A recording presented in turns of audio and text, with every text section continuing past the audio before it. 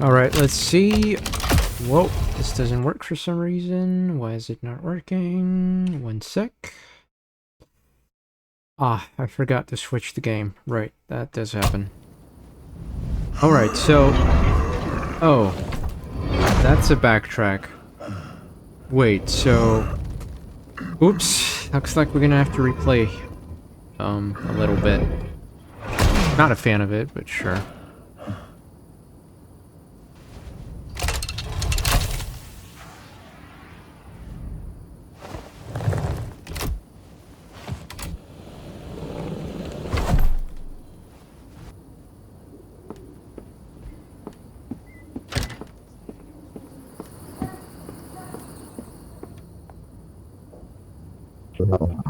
Yeah.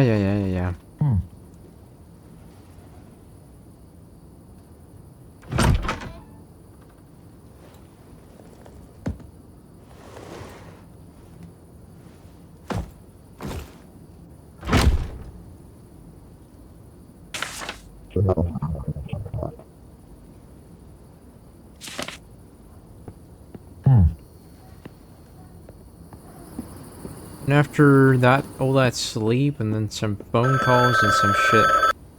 Hello? La la la la la. We already...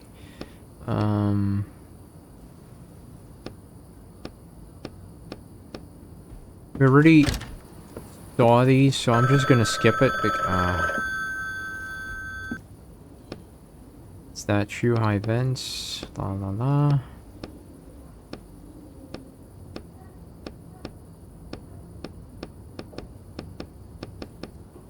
Okay, and... Technically, that should be it.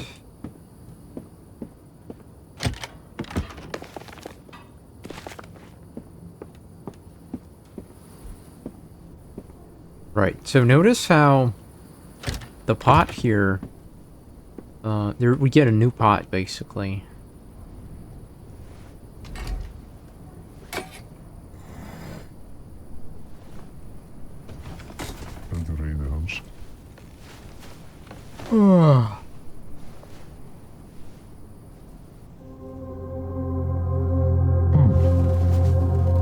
Alright. See, like, there's a new one.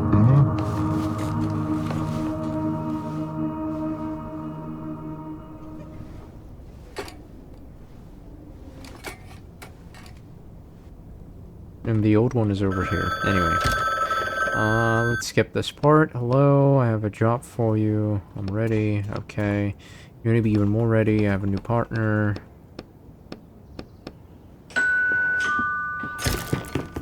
Let's go and do the Harry Potter game. It's easier to get a new one.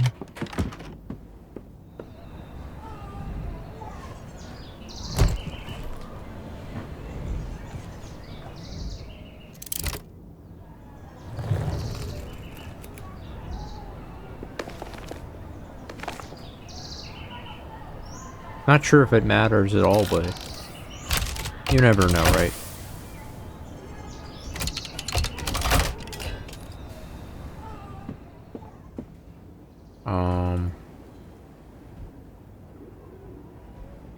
Right, so...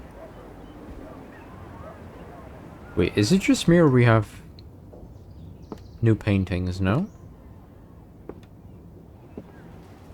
Quite a few, actually. Huh. Several readers reported the incident to the writer's police, who immediately began investigating the situation. All copies of Torben Zakinski's The Spark of a Hammer have now been taken off the shelves. Easier to get a... Seems like we made it out at the right time. What do you mean?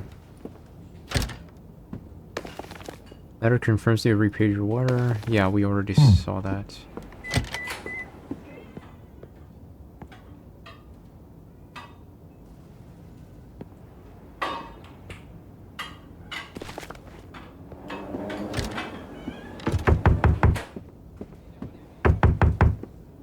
Alright. Close the door. Oh. Alright. Door lighted. I can finally wash my clothes. Alright. Easier to get a...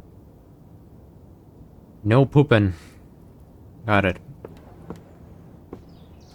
Alright, let's jump right in. I think that's all of it. Oh, right. We can get an upgrade. Additional damage to all enemies, increased damage. What do you mean additional damage to all enemies? Isn't this like the same thing? What do you mean?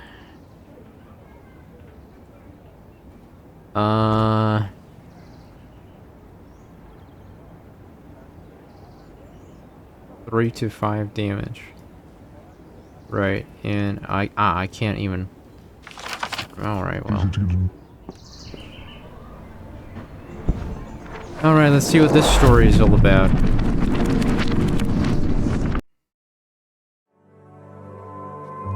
Lobby. Woof. Damn, people. I don't think the lady over there noticed me. But this guy definitely saw me land. You there, Roderick? Like always. I figured out how I can convince you that I'm not cold and cruel. And heartless. Well, and unpleasant. And someone who couldn't care less about anyone else. Alright, fine. Keep it down over there. Sorry. So here's my plan. Not only am I going to hurt... I'm not going to hurt any characters. Since you've done such a good job with that up until now, I'm actually going to help them. All of them. We're going to help every single person made in this book. Sounds good? We won't abandon anyone. Sounds pretty suspicious. Oh, come on. I'm a completely different person deep down inside. You'll see. We'll start with this guy over here. How'd you need help? Me? No thanks. I'm alright. Well, that's one less we have to help. I said keep it down. Let's go find more characters. Hold on, are we actually here in this book? What are we actually here in for this book for? Oh yeah, I need to find Cornelius's wand. A magic wand. Most likely yes, and it's a rush order, but I think we'll still have time to help everyone. Okay, but I'm going to keep an eye on you. You're acting really strange today. I won't let you down.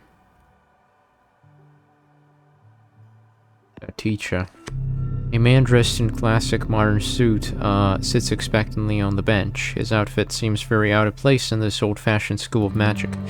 My god, he notices you looking at him and tries to avert his eyes as far from you as possible. What are you doing here? I'm waiting for my classroom to be free. Oh, so you're a teacher. What do you teach? Table manners? I teach a programming class here. What's that? I've heard of it. Some kind of magic. Some kind of magic? It's not. It's hard to explain. He waves a dismissive hand at you and returns to his thoughts. You know how to get inside.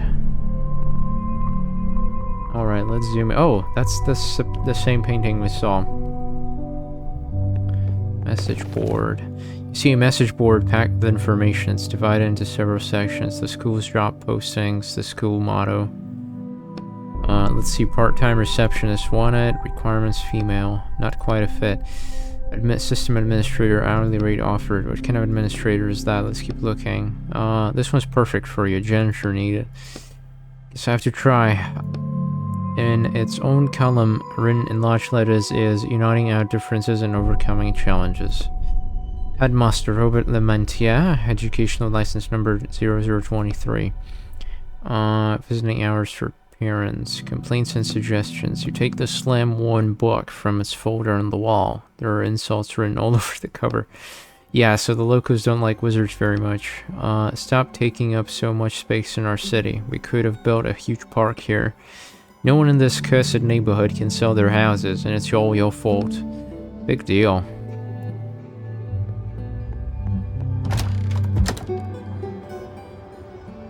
Hello there, movers. Two movers are sitting on cardboard boxes and smoking. The boxes are bowing under their weight. Greet them, listen to their conversation. Greet them. Hello. The movers slowly turn their heads towards you, pause for a second, then turn back. My back's about to give out from lugging all this junk around. I told you to wear a belt, didn't I? He slaps his belly, which is wrapped in a sturdy leather belt. The lanky mover flicks his lighter lazily and brings the flame close to a tiny metal seal holding the cardboard box closed. In an instant, the melted seal falls to the ground. What do we have here? He rummages among the paper-wrapped school equipment in the box. Oh yeah. The lanky one takes something out of the box. It's glowing and made of glass. What the hell do you want with that piece of crap? I don't know, I'll keep it as a souvenir. I'll let it in my house. Step in, ignore them. Right, a souvenir from magical idiots. Real valuable. But I'll be the only one around who has something as wild as this. Maybe I'll even sell it. Sell it to who? A useless crap collector?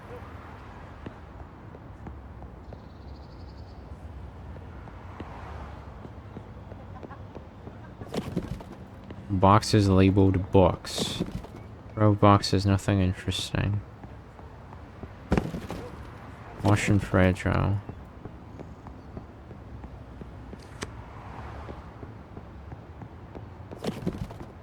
Okay, so basically a bunch of boxes, sure. Boxes sit on the ground ready to be shipped out. They're wrapped up with plastic ties. You look at the movers. They won't see you here. Try and open a box. Cut the ties. Walk away. Movers are digging around the boxes of magical items, laughing at what they find in there. Step in, leave.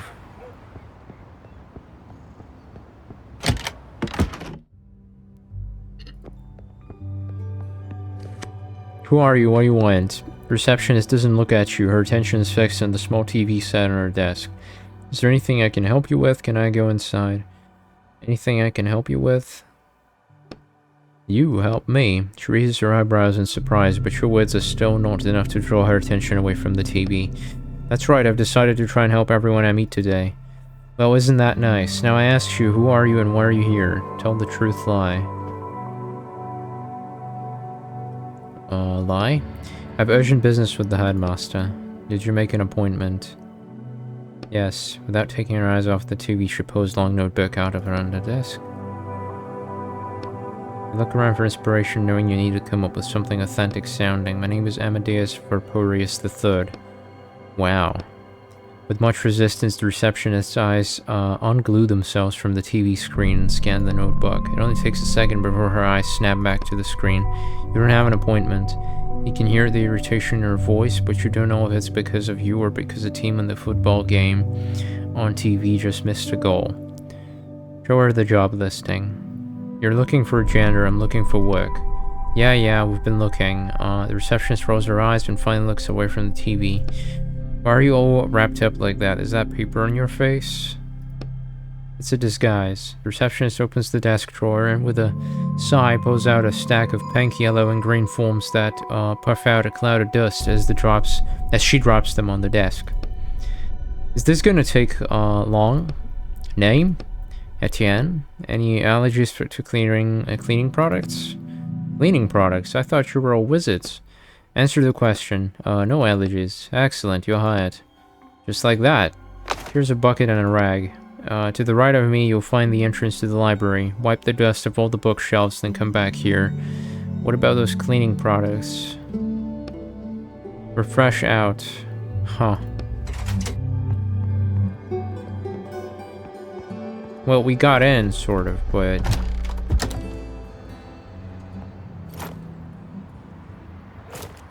Alright, let's take a look inside.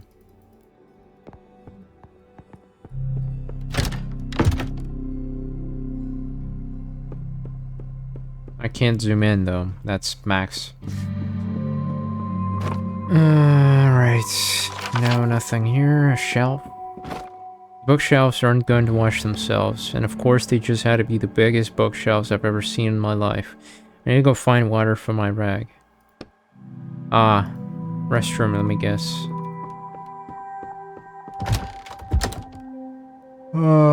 Yeah, there it is.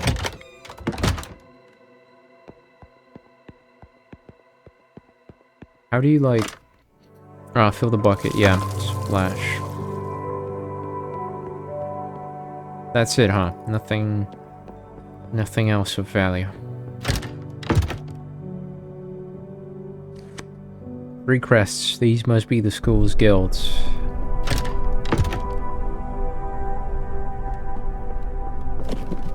Old books and boxes. Some trash. It's a dusty bookshelf that looks even dustier than the others. You sigh and start wiping the dust off the shelves, but stop when your rag catches on something. Examine the inscription. These look like runes. Oh no, they're words. It says second shelf, third book from the left. Sure. Alright, this bookshelf is done.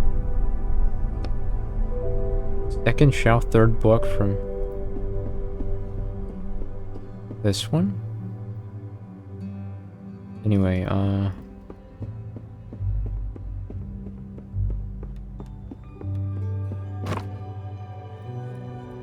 covered in a thick layer of dust, you find yourself unconsciously squeezing the rag in your hand. You wet the rag and you ban the guy who just sent another annoying message. You wet the rag in the bucket and start wiping the dust off the shelves. It's boring work, and your eyes start wandering over the shelves, coming to rest on an old-looking folder. Look through the folder. You brush the dust off the folder, which is decorated with a man's head crest and an inscription, the Baratta's Guild. There's nothing but dull documents in the folder, and nothing catches your eye at first. Then you find a handwritten letter at the very back. Dear Marcus, I'm asking you to please accept another guild into your ranks. I know you will protest, but I am unwilling to discuss that. I assume you've read the report already, however there is a religious aspect to it that I left out because I wanted to tell you about it off the record. They use wizards solely for military purposes. According to their beliefs, wizards must use their powers to destroy the armies of the enemy, which of course in this day and age is quite difficult. But all I'm asking you to do is to pay attention to each of these students, because once they finish their studies, they will be going straight to the battlefield. The Baratta's Guild. Okay. You keep cleaning in silence. 20 minutes later. Well, I think this bookshelf is clean now. And I suggest we get started on the next one. The bookshelves aren't gonna wash themselves, and of course they just had to be the biggest bookshelves I've ever seen in my life. This is really the only way to get inside the school. You take the rag from the bucket and wring it out. They don't let just anyone passing by go into the main hall, and that's where Cornelius's wand is. And the wand isn't the only thing in there. What else? All those characters you said you were going to help. Oh yes, right. I'll advise you to keep up pretending to be a janitor, even once we get inside. You sigh and wipe a layer of dust off the first shelf. This isn't exactly how I imagined an adventure in a school of magic. A piece of paper. Looks like someone's notes, probably a student's. There's a barrier that exists around our solar system, a wall covered in symbols. Each symbol allows us to use one spell. It is believed that the wall protects us from external threats due to the fact that it is constantly being assaulted from the outside, causing the gradual destruction of the symbols on it. What will happen to us when all the symbols are destroyed? Well, what will happen once they are destroyed? Don't worry, won't be around to see it. Turn your attention back to the rag, bucket, and dust on the shelves. 10 minutes later. Well, I think this is clean now. Everything is clean? No, wait. Second bookshelf, third book. Looks like they forgot to put these books up for sale. Maybe there's something interesting here. Second shelf, third book from the left. This one? You pull out the book, you hear a click. There you go. Secret library. You were given 5 years to prove the theory that the appearance of magic in our world was due to divine intervention. The theory was eventually discarded. Right. There's an elegant writing desk under the staircase. It's seen better days. Examine the desk. There's a small lock on the desk drawer. Oh, a lock. That must mean there's something valuable inside. Try and open it. Tug at the lock. The lock may be old, but it's still shut tight. I'll need some kind of tool for this. Walk away. Do we have rugs? We don't. We have a bucket of water, and that's kind of it.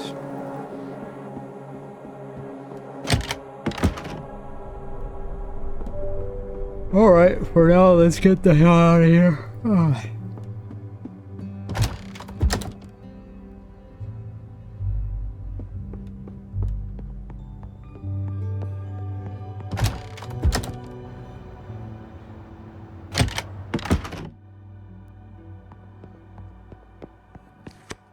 Are you finished dusting? All done. We'll see about that. The receptionist groans as she stands up and goes to check your work. Not bad at all. Happy to help you. Get going now. You have a new task. I wanted to ask about the wand. No time for that. Go straight to the headmaster. There was a spell in his office that needs cleaning up. Straight down the hall, then to the right. I unlock the door for you.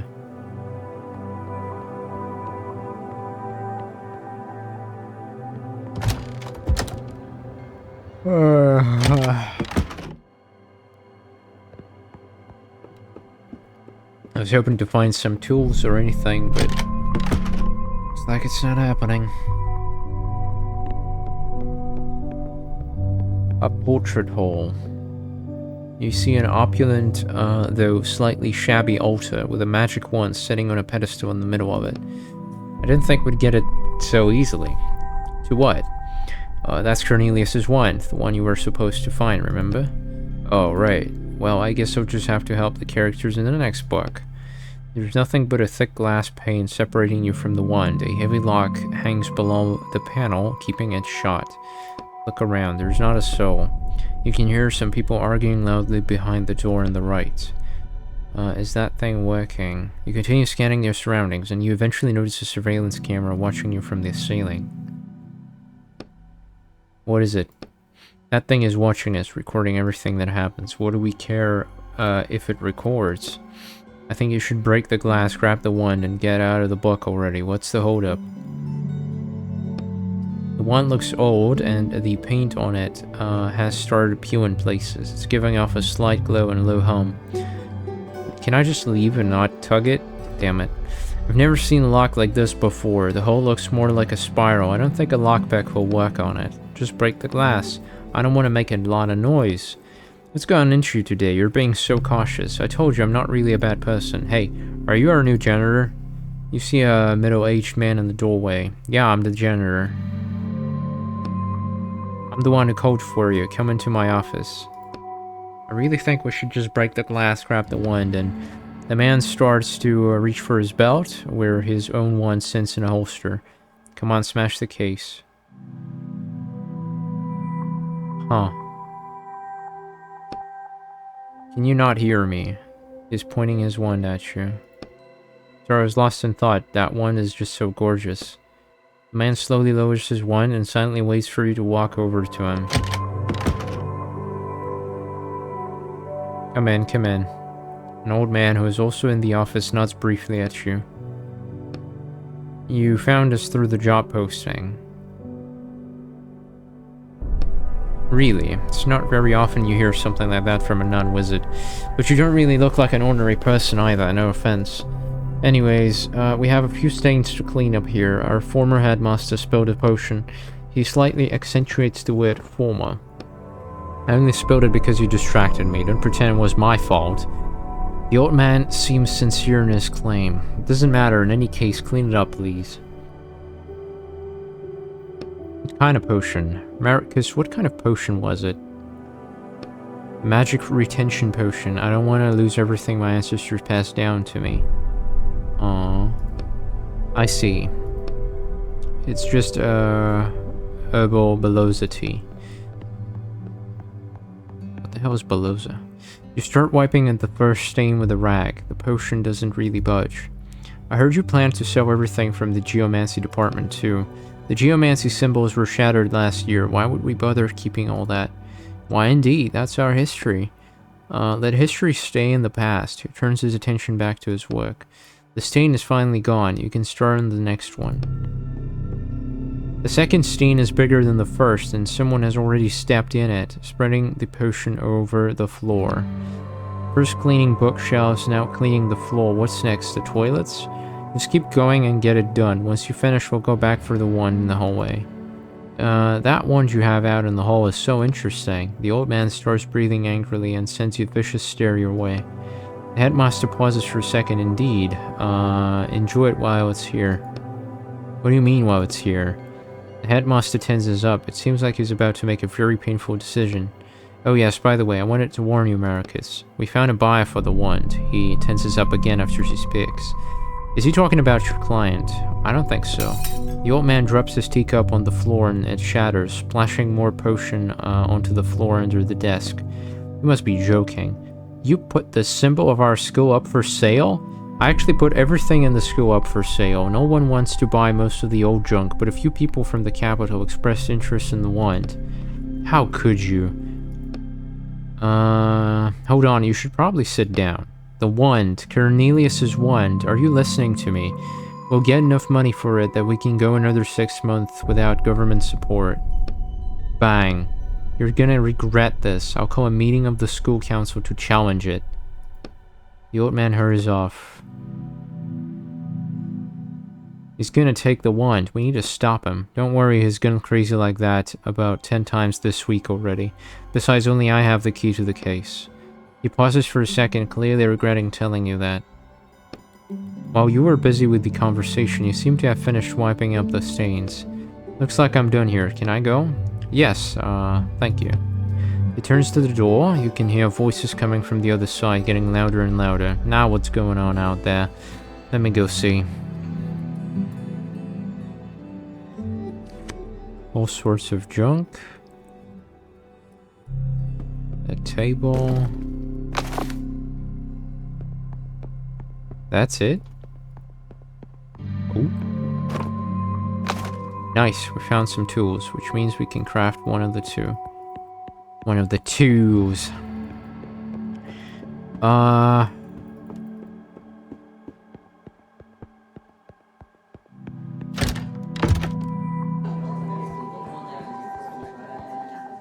What's going on here? A crowd of people has gathered in the hall. They're whispering among themselves, looking at the altar in the middle of the room. It's the wand, Headmaster, sir. Cornelius's wand is gone.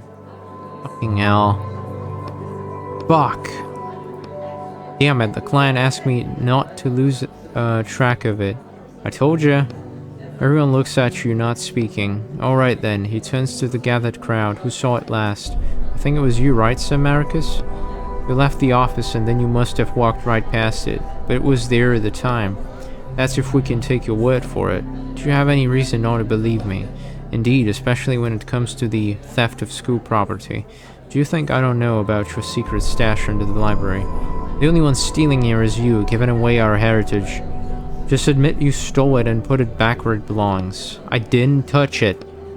The headmaster looks at the camera mounted on the ceiling. We'll see if that's true, but for now, take note. I'm ordering a total lockdown of the school. No one goes in or out. And all the teachers present, and you as well, ma'am. And you too, he quickly points at you. But definitely not you, he points at the former headmaster. All of you start searching for the wand. Yes, sir. Yes, sir. Alright then, everyone, get to it. I'm going to check the surveillance camera footage, but that will take some time. I'll be in my office. If you so much as try to leave the school, I'll have the police after you. I'll be in my office. The crowd disperses. So, not what do we do? We're gonna find the wand. You furiously straighten the collar of your coat. Alright. You see a portrait of a man with bandaged hands, or rather what's left of his mangled wrists. How awful. That's one of the old headmasters. Back in his day, wizards didn't wield wands. They held the spells in their hands to cast them like real men. Which of course didn't protect them from the consequences of a spell gone wrong. Damn. An empty pedestal.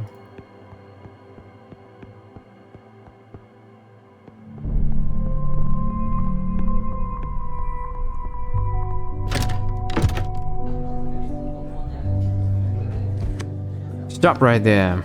I'm just the janitor. I'm just the janitor. Who are you? I'm just the janitor. I'm just the janitor. The janitor? I mean janitor. I'm an ordinary janitor. You seem pretty suspicious. See that teacher over there with the glasses? Go tell him they moved this class to the room downstairs. You don't need to be a genius to realize that the students are plotting something. They're giggling and glancing around, and one of them is holding a padlock. Oh, come on, help us play a trick on him. It's just a fun little tradition. What do I do? He's asking for help, and we promise to help everyone. I think this counts. They're clearly up to no good. Why are you thinking so hard? It's just a harmless prank. We are going to lock him in the basement for like 10 minutes and let him out. I mean, just look at him coming in here all full of himself. He's planning to teach wizards, but he's not even a wizard. You don't think the man in the cheap suit looks particularly arrogant, but maybe it's more obvious to the students. I'll think about it. Think about it.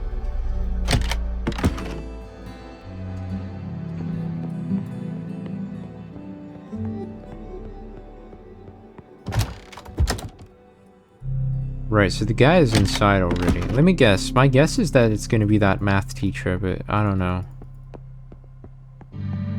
The programming teacher.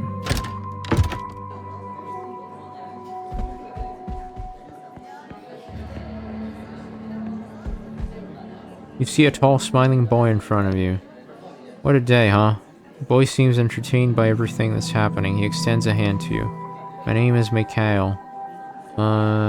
Shake his hand. Etienne? Nice to meet you. You're our new janitor, right? More like janitor/detective. The headmaster tasked me with finding the lost wand. You and the whole rest of the school, yeah, but I wouldn't expect the teachers to be in any sort of hurry to find it. Isn't it dangerous? It's hard to say. We have no idea what spell was being held inside it. There's a spell inside it too? I can explain it to you if you want. When we want to summon a spell, he pulls out his wand. We speak the name of a sign, which draws the spell into our wand. Baratos, his wand starts glowing very faintly. Now I can use the spell at any time by just flicking my wand. He swipes his wand gently, almost like a paintbrush, and the slightest wisp of steam rises from the tip.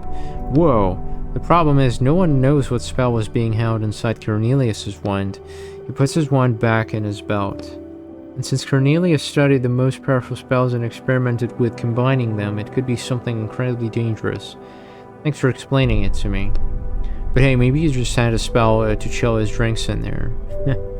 Do you know who might have stolen the wand? I don't, but to be honest, there's been a lot of weird stuff happening in the school lately. One of the old teachers is acting strange. This morning, one of the second-year students disappeared. There are rumors going around about undead in the walls, all kinds of stuff. Did he say undead? Tell me more. Sure, what do you want to know more about? Tell me about the teacher. Hold on, I never said I suspected anyone of stealing the wand, although... Mikhail rubs his chin thoughtfully. You're probably right. When there are no good leads, you have to look into everyone. Who did you ask me about? The teacher? I haven't seen that teacher in a long time myself, but they say he stopped showing up for lectures and spends his time hiding in abandoned classrooms. Sounds suspicious. He has a daughter, by the way, who usually works down in the laboratory. She might be able to tell you more. Thanks, I'll check it out. I'm afraid I don't know anything else about him. Mikhail shifts his weight back and forth. What's going on with the missing student? It's nothing really, just some bad student no one can find. I think he probably ran away. It happens every semester. Why is that where you think I should look? Why is that? The School of Magic isn't really all that prestigious nowadays. We could be studying to be lawyers or going to military school instead. Where do you think I should look? I don't know, but I saw the receptionist putting up some flyers about the search. You should ask her. Undead in the walls.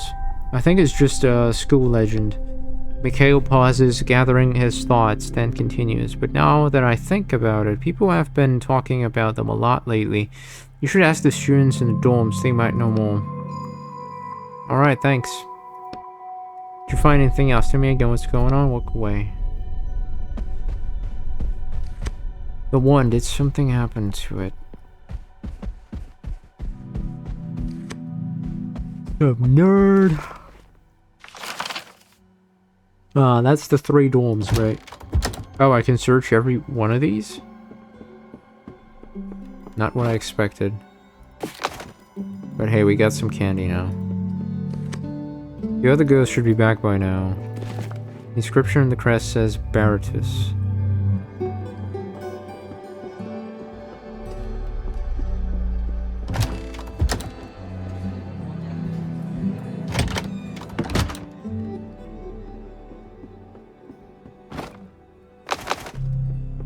Oh, we even got the tools. That's awesome. Shady student, what do you want? You see a shifty-looking student. The frame of a giant portrait is sticking out from under his bed. What's that you got there? Nothing, it's none of your business. Decided to steal a painting from the school? The student looks at you sullenly. So what's with the picture? Get lost, I said it's none of your business. Splash him with the bucket of water. This isn't the first teenager you've come across who thinks this hot stuff. Rolling your eyes, you tilt the bucket and splash dirty water right into his arrogant little face. What's wrong with you? Are you insane? The insolent student is shocked, but still looks at you intently and blocks your way to the painting. Get the hell out of here. Alright, no one else has to know. Did you find something interesting? What's the deal with the painting? The student looks around nervously. Marty swore this painting would open some kind of secret cache. Marty, a guy in my guild, he came back at one evening with the painting, all scared, and asked to go home right away. I think someone or something bit him. You have to hang the painting somewhere, but he didn't say where exactly. So he didn't see the huge space in the wall of the main hall. Yeah, that's basically it. My thoughts exactly. How about I go find where to hang it myself? But what if there's something valuable in there and I miss out on it? What if there's something dangerous in there? You can deal with it yourself. Fine, tell me what you want in exchange for the picture. Ooh, now you're talking. Get me a strong drink. You want me to get drinks for the underage kids? I'm 25. Then why are you still in school? Figure out yourself. I was held back a few times in my second year. Yeah, you do that with one final shove. He pushes the painting all the way under the bed. Inscription on the crest says Zeblik. Let's check the third one.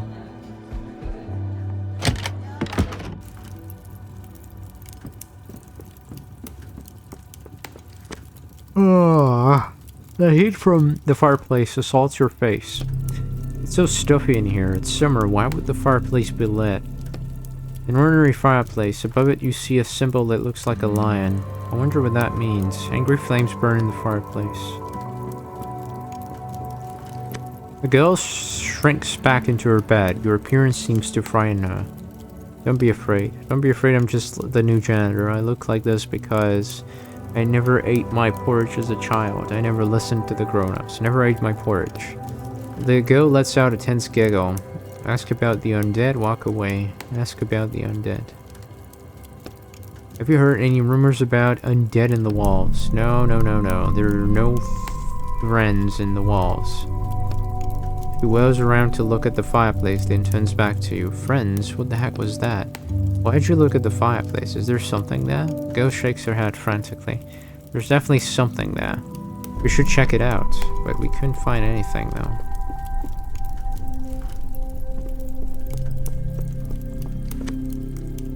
Look inside the fireplace. The papers on your head start to curl up from the heat, and the sparks are flying dangerously close to you. You can't see anything beyond the bright flames.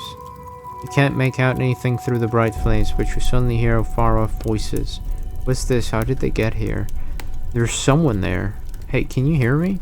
Silence. So he hears the pop and crackle of the unburnt wood in the fireplace. I don't know how, but we need to get inside. Angry flames burn in the fireplace. The girl is sitting in the same spot. Let's refill the bucket in... Oh, that's the same guy. Remember you, we met by the entrance. I see you managed to get inside. Oh yes, you're that teacher of something programming, that's right. Do you think you could help me? My class is starting any minute now, but I can't find my classroom. Everyone I ask keeps pointing me in a different direction. Send him to the second floor. Wait, where is his class though? I kind of remember. Any minute now, can't find my classroom. I hope that's the one. Try the second floor. Oh my, are you sure? So many people told me to go check the basement. Trust me, you definitely shouldn't check the basement. The teacher looks over at a nearby group of students. Alright, thank you then. See you around. You're not taking your eyes off the group of students who now look quite annoyed.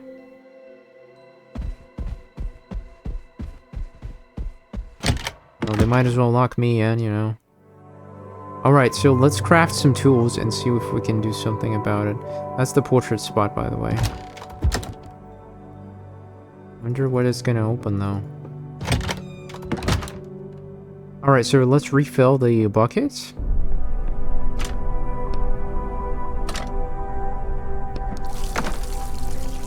what I like about this so far is that things are making sense, you know? Like, this could have been a lot more, not sure if convoluted is the word, but weird. I guess let's just, anyway, we're gonna need a lockpick. And maybe extract, nah, fuck it, we don't even have a bottle. Go to the staircase. Candy with berry flavored filling, yay.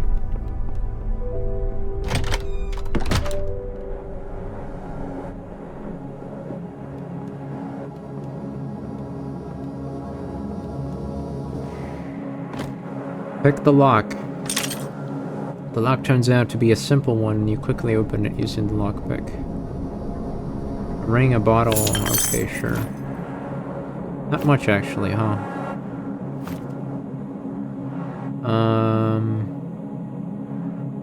I need to reach the other place for that. I don't see anything else in here.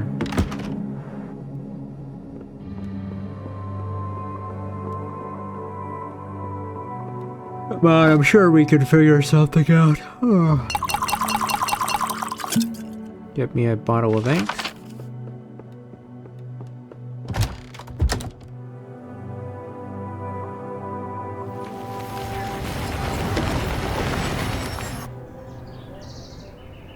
Okay, there's something I want...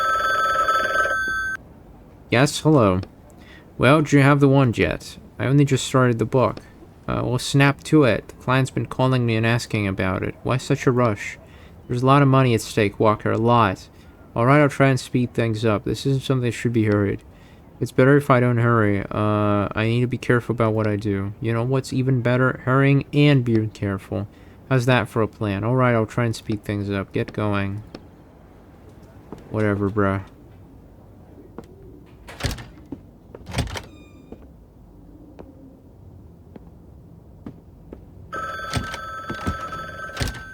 Are you shitting me? I'll get your one, just leave me alone. Etienne Quest. Oh yeah, that's me. I'm calling you, from the Riders Police Department. Were you notified that you would be contacted for questioning?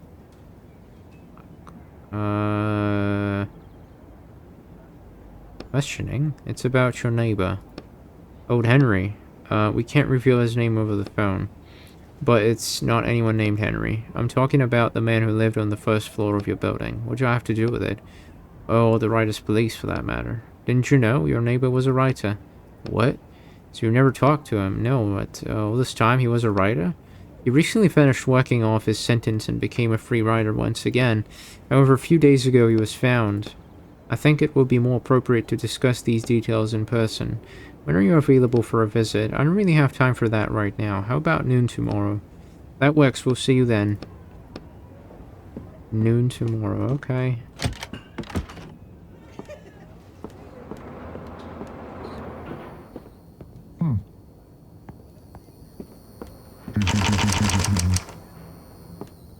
Okay, this isn't working, sadly.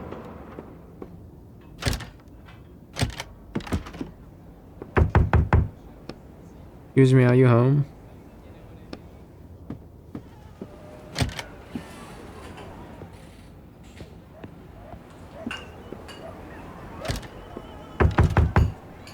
Hello, sorry to bother you. It's just a knocking. Excuse me, I really need the key to the storage room. Please, I can hear that you're in there. I need the fire extinguisher, but it's inside a locked case. I'm trying to help you too. Time is running out. We're all going to burn alive. What? What are you shouting about? Oh, hello. I don't smell smoke. Where's this fire going on about? In my apartment, it just started. I'm not lying. I think something happened with the wiring. What? Do you want me to wait around while my apartment burns down? Then you will believe me? When the flames spread into the hallway and your apartment catches fire too? Alright, you don't have to yell. Just bring it back later. That's convenient. Though, story-wise, I still don't have a motivation to do it. Huh.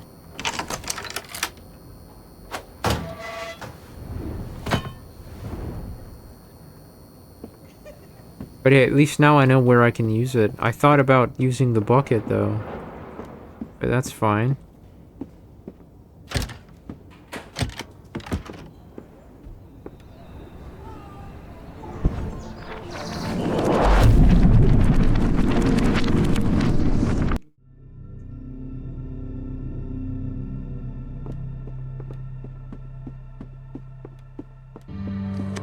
I don't have time for you right now, young man. I'm incredibly busy. Have you seen anything suspicious? The headmaster tasked me with finding the wand. Congratulations, the receptionist remains focused. Have you seen anything suspicious? Yes, a janitor who keeps poking his nose into things that aren't his business. Should you help me find our missing student instead? A second year, right? I've heard a little about him already. Do you know anything about his disappearance? I know that he's an idiot. What's his name? Mendoz. Mendon, I stood his name. Last name is part of the Ziblet Guild. They don't have last names. She looks at you mistrustfully. Like an ordinary student, who might know more about him. His friends are always, smoking in the bathroom. Try asking them. Smoking? You let them do that? It's not my problem. My job is to keep unwanted types from walking into the school. Is there anyone else who might have seen him? I don't know. Why are you so sure he's in the school? Because the school was locked down until we locate the missing wand. I don't have any more questions. I have more questions.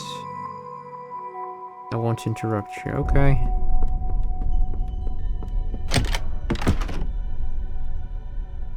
Where should we start then? I wonder if we return to the headmaster's office, is anything gonna change? The school's headmaster is watching his desktop screen tensely. Peek at the desktop. I found a strange fireplace. Where's the old headmaster? Isn't the old director our chief suspect? Why isn't he here? He's in his office on the second floor. I gave orders not to let him out, and if he does manage to escape, then at least we know he was somehow involved in the theft.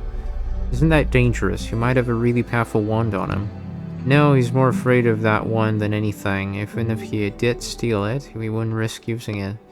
Headmaster scowls, but that doesn't mean he'll get away with it. If you find out that he has the one, let me know right away. Peek at the desktop. On the screen you see a processing video window and a small progress bar that says 00. Right, there we go. He jumps up. You look at the screen and see the number has changed to... Yay! It's gonna take some time. We'll probably know who stole it in a week or so. So you should probably get back to the search.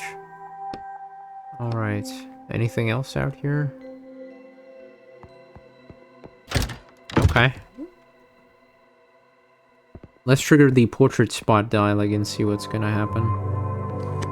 Looks like the portrait is missing, yeah.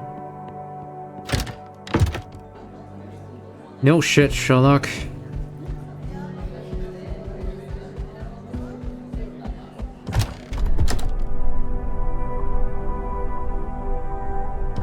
Wait, is it the one? No, that's not him.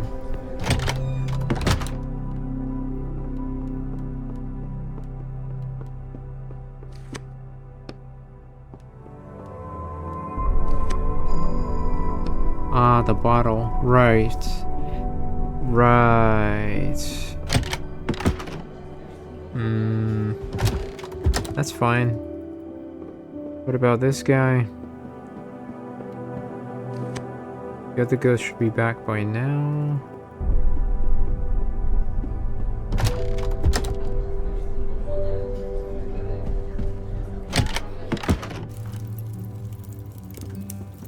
Alright, time to kill the fire. Use water. Just a fire, you have a bucket of water. Put 2 and 2 together and you'll have an unlit fireplace. The stream of murky water flows straight into the middle of the fireplace.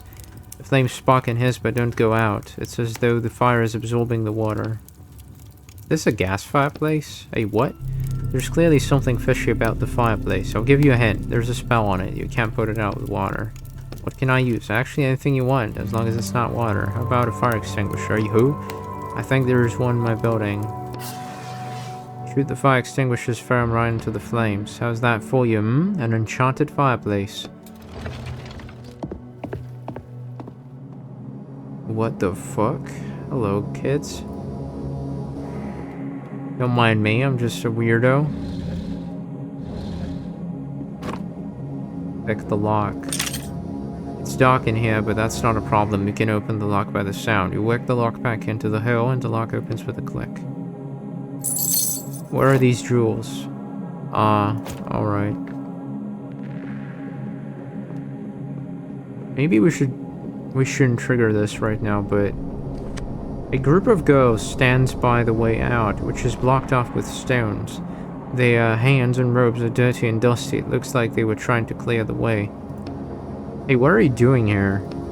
The girls turn sharply to face you. Quiet, one of them whispers through her teeth. Did you steal the wand? How did you get in here? Is everything alright? Shut up, several girls whisper at once.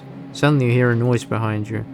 You turn and see 4 dark silhouettes that are twitching unnaturally in the semi-darkness. Great, they heard you, now we have to fight. Are those the undead in the walls that I've heard about? Yep. Stand back, I'll deal with them. The girl looks at your ID badge curiously. What a combat-ready janitor we have. We can take care of this ourselves. We're from Baratus. Where? The combat wizards. Oh, I've heard something about you, but let me try and deal with them first. The girls move aside, the dark figures get closer, there's no retreating now.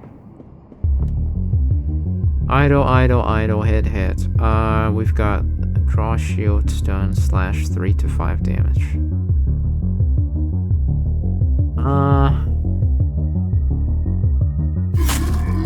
That's 1 down. Oh, he missed. That's super convenient. The what?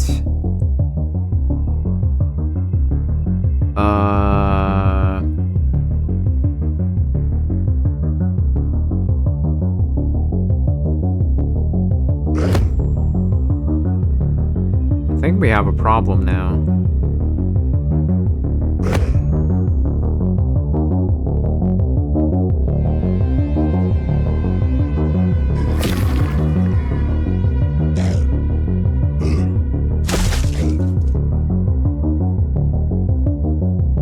Yeah, it stands up. Oh god. I have a bad feeling about this one.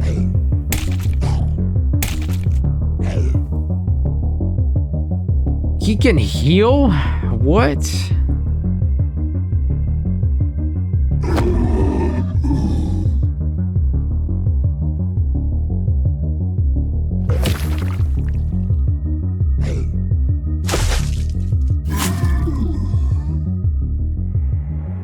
I kind of barely survived this shit. They got rags and some papers. The girls look at you with interest. Not bad, but we would have been able to fight them ourselves. What happened here? That crazy girl brought us here to check out the abandoned classrooms, and then she locked us in. And these undead started coming out, but we, unlike some people, know better than to go around yelling, and they didn't notice us. I think we need to have a serious talk with that girl upstairs. We do too. Did you steal the wand? The wand? Oh, of course something interesting happens while we're stuck down here. Yeah, someone nabbed it. We've been here since this morning. There's literally no way we could have taken it. Makes sense. That's one less suspect for us. Are you alright? We're totally fine. We're just gonna catch our breath and head back upstairs. Don't hang around here. There might be more of those things. Alright then, done. Okay, we see you. Is there anything else?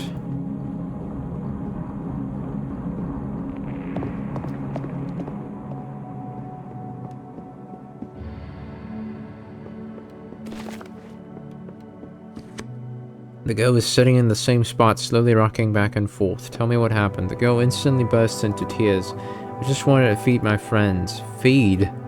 Friends? Did I hear that right? She wanted to feed the other girls to those creatures. I found them in an abandoned dormitory, and they didn't do anything bad to me. I just want to do something to help them. Help?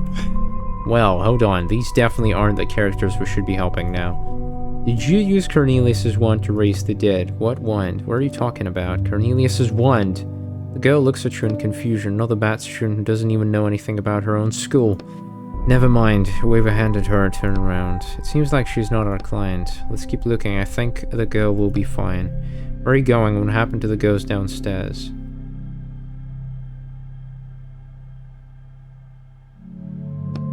They're alive and really angry. If I were you, I would hide. Go doesn't answer. Well, I thought the truth being, like, I kicked that zombie ass and... whatever.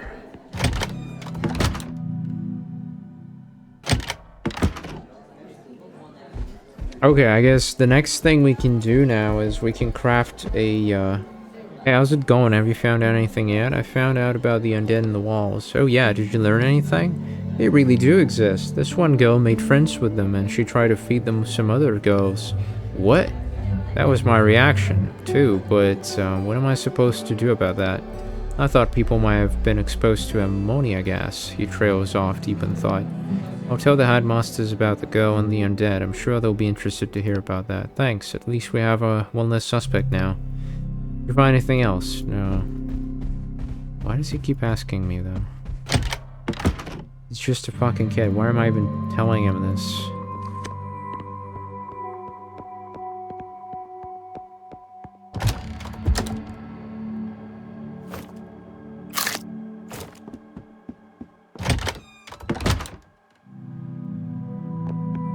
Several students are smoking in the toilet stall. You lean against the wall to eavesdrop on their conversation. Apollo is such a traitor. The whole school was talking about him yesterday. What did he do? He lit the candle, if you can believe it, with his wand. Huh, you see a puff of smoke. Yeah, no way. Even the headmaster can't do anything like that now. The new one, definitely not. Or he tried to match his, a match to his wand, more likely. Just like Mendo's did, remember? Where'd he go anyway? Mendo, he was in the infirmary last I heard. Yeah, sure, I'll cozy under a blanket. I bet he got the hell out of here like he planned. Haven't seen him since morning. I thought he was all talk, but I guess not.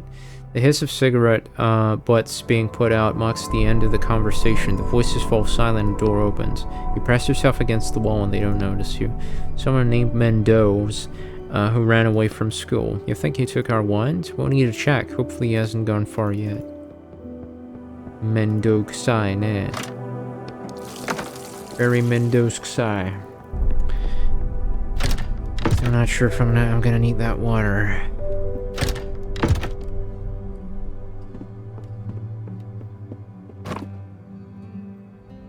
I don't have enough metal, fuck. Alright, let's look for more metal.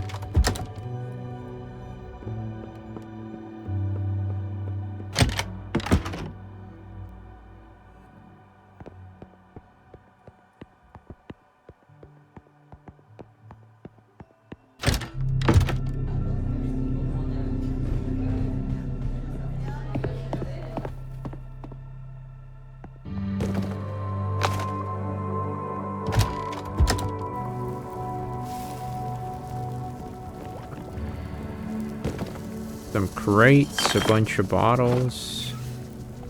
We can craft these now. That's exactly what I'm gonna do. I wouldn't touch that. You slowly back away from the large flask full of dark-colored gas. What is that? Ammonia gas. What is it for? I'm studying it. You're studying smoke in a jar. Actually, it's quite unique. It's the only known gas. What kind of gas? Gas that originates from science. On the wall, covered in symbols that create spells. Well, not so covered now. They allowed us to create fireballs and lightning bolts. Oh, those party tricks that wizards are so interested in. And boring, strange ammonia gas. Practically no one has studied it. Okay, whatever you say. Gas is gas, so what's so special about it? You casually jab at a finger at the jar. The fact that it turns people into dull students? No, into the undead. Their skin gets all covered in something charred-looking and black. Oh my god. They're overcome by a mysterious and highly contagious disease, and according to my calculations, it might even start a whole epidemic. Fine, I won't touch it. And therefore I'm petitioning for use of the ammonia sign to be forbidden, just like the signs that have been shattered already. She adjusts her glasses on the bridge of her nose. How'd you get it? Hold on, if it's so dangerous, then maybe you shouldn't. Haven't you heard enough reasons not to touch the jar? She clearly doesn't want to talk about it anymore. Yeah. Sorry, the laboratory is occupied right now. 1/3 of her concern is at your behavior, another third is at your appearance, but there's something else there underneath. I've been tasked with finding Cornelius's wand, and I wanted to look around in here. Are you alright? Sorry if I scared you. No, it's fine. She turns around and pretends to be busy with work, but her hands are shaking slightly. Doing anything about the missing wand? About what? Cornelius's wand. It was stolen today. Oh, no, I don't know anything. Her hands start shaking even harder. Stop pushing her. Fine. Listen, I can see something's worrying you. Maybe I can help? I won't tell anyone. You can trust me. The girl turns around and looks at you. Her eyes are full of doubt. One of the teachers here is my father. He's been acting really strange recently. I'm worried that he got caught up in something bad. I'd be grateful if you could find out what's happening with him. She turns to you again, but keeps her eyes on the floor. Got it, I'll go look for the strange teacher. Oh.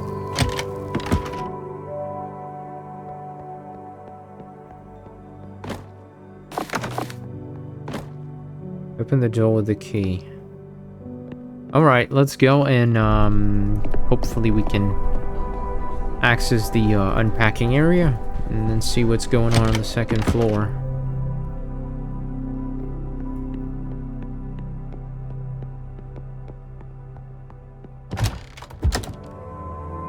Funny though that the fire extinguisher dialogue triggered for me, even though, like, you know, I had no motivation to get one at that point.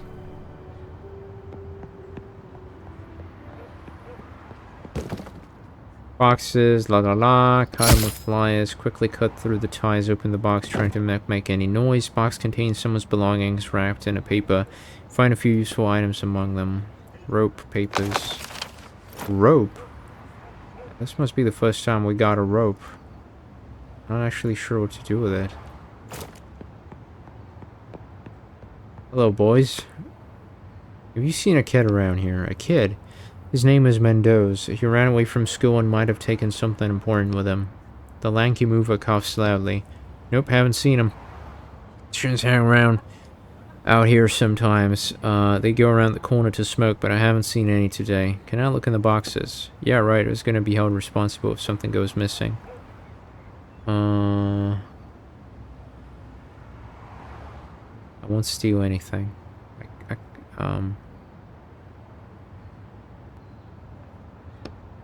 You wink and give the mover the glass artifact you had been planning to steal before.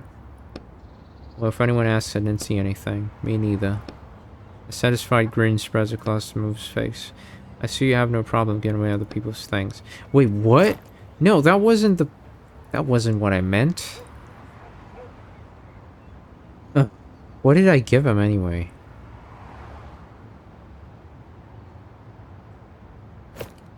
Oh well. Step in. Hey, you put that back. Who the hell are you, ugly? I take what I want. I've spent the whole day dealing with these boxes of yours here. Deserve a little present. Pull it back. Put it back. This is your last warning. The mover doesn't seem very scared. Roll up your sleeves.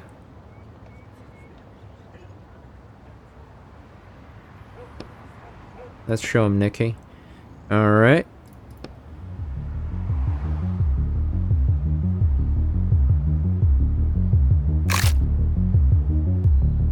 We can slash, drain, shield. Let's drain him just in case. Both of them are gonna hit me, I'm gonna block. Alright, 3 to 5 damage. That was perfect. Shield. Oh wait, shield. Alright, drain. Shield. Shield. Drain. Shield. Slash. You're one tough idiot. Damn it. The mover slowly gets up from the ground. Fine, you win. He closes the pilfered box and puts it back in its place. That's better. Movers glare at you angrily from under furrowed brows.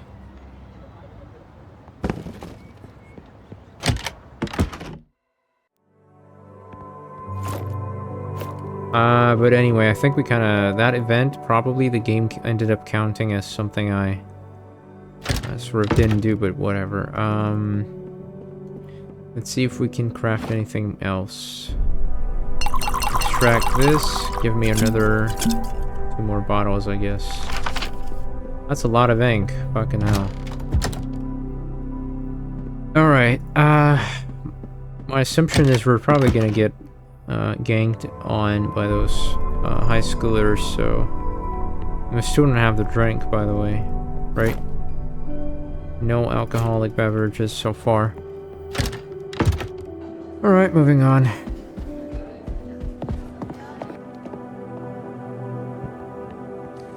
Let's see, I think this is the room. He checks the papers he's holding one more time, then goes into the classroom.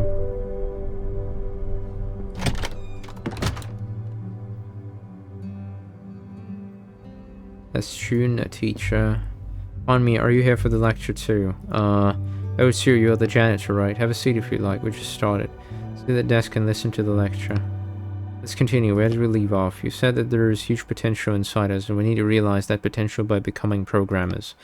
And I argued that there is no way for you to know what kind of potential is inside us. Right, and you said it's like the Cornelius paradox. I'm not familiar with the concept. Cornelius is the one that was stolen today. It's charged with... Hey, let me explain. I was the one talking to the teacher in the first place. Don't interrupt me. Please, I'm willing to listen to both of you, but since the young lady already started, let her continue. The wand is charged with a spell, but no one knows what spell it is. Maybe it heals every illness, or makes everyone immortal, or kills everyone. The wand is incredibly powerful, but also entirely useless at the same time, since no one dares try it out to see what magic is held inside it. That's the Cornelius paradox. That may be relevant to our topic today too, but if I was in your position, I would be more optimistic. If one of you turns out to be charged with a spell that's not quite as useful as the other spells, many doors will still be open for that person in the outside world. Programming is a new language that we'll all be speaking soon, and those who don't know it will feel like outsiders in society. That's nothing new for us, someone in the middle of the room calls out.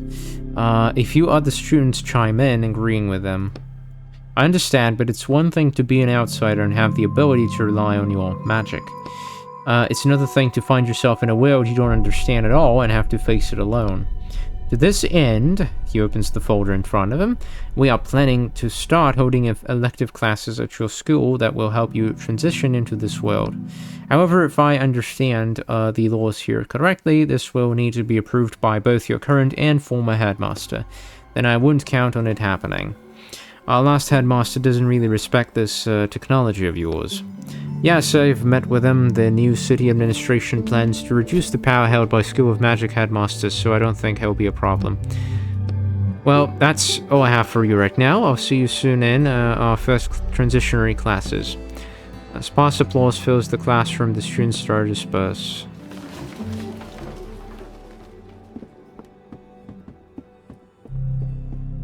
The teacher is stupid, and so is this lecture. I'm not sure about this programming thing.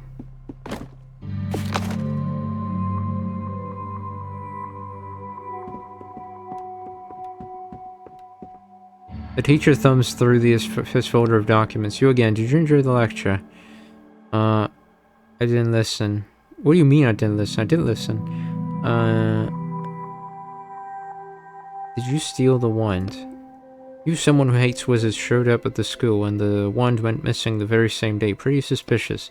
Hold on just 1 second now. First things first. Why should I have to explain myself to the janitor anyways? The headmaster put me personally in charge of the search.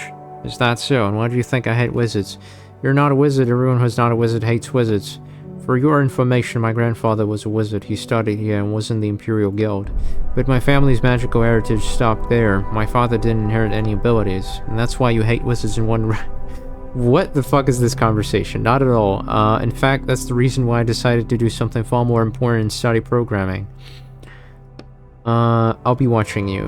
Right. I need the key to the... Why the... What? Odd that the janitor doesn't have his own keys. He reaches into the endlessly deep pockets of his jacket and searches around and finally hands you a brass key. Here you go. They gave it to me today. Thanks. Huh. And there's a candle. I don't have anything to light the candle with. What do you mean? I mean, it's already lit. What the hell? Alright, classroom.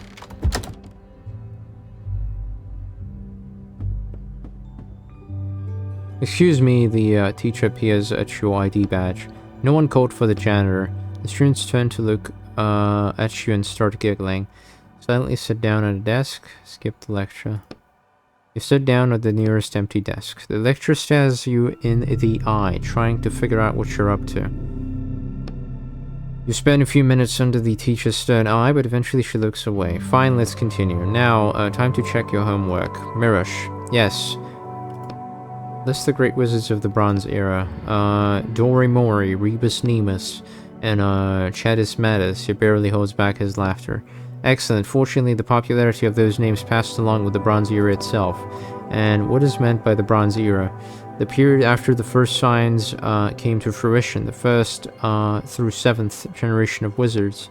The period when wizards had immense power but only knew a handful of spells that they deciphered from the wall. Very good, sit down. The most significant events of those years. Rihanna? The creation of the Great Canal? The 40-kilometer wide river canal that separates the left and right sides of New Riverland. Dorimori created it with splitting magic, which sign is now shattered. At these words, everyone in the classroom, including the teacher, nods their head briefly and respectfully. Sit down. That's when wizards attempted to seize power. First was Royal the Third, then there was a second attempt by Volax the Fourth, who was successful and stayed in power for 3 years. A light-haired boy recites these words quickly, almost automatically. And you can also tell us about the Golden Era, please. That was the period when relations between wizards and ordinary people started to be regulated, when magic clinics, Baratus' combat magic institutes, and other magic institutions, including our school, were built. Good, I'm glad I didn't need to pull the answers out of you word by word this time. That's all for today. Are we gonna sit here all day? Okay, I'll move on.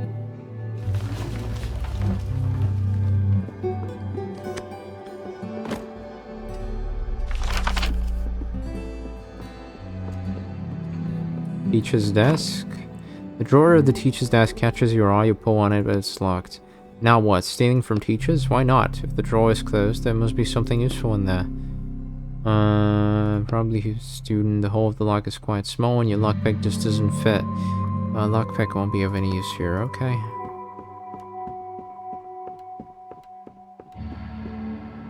But the crowbar, I'm sure, will. The door is locked.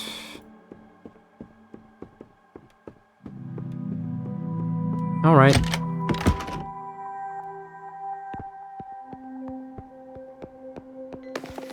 Class schedules. The Imperials have less than the others.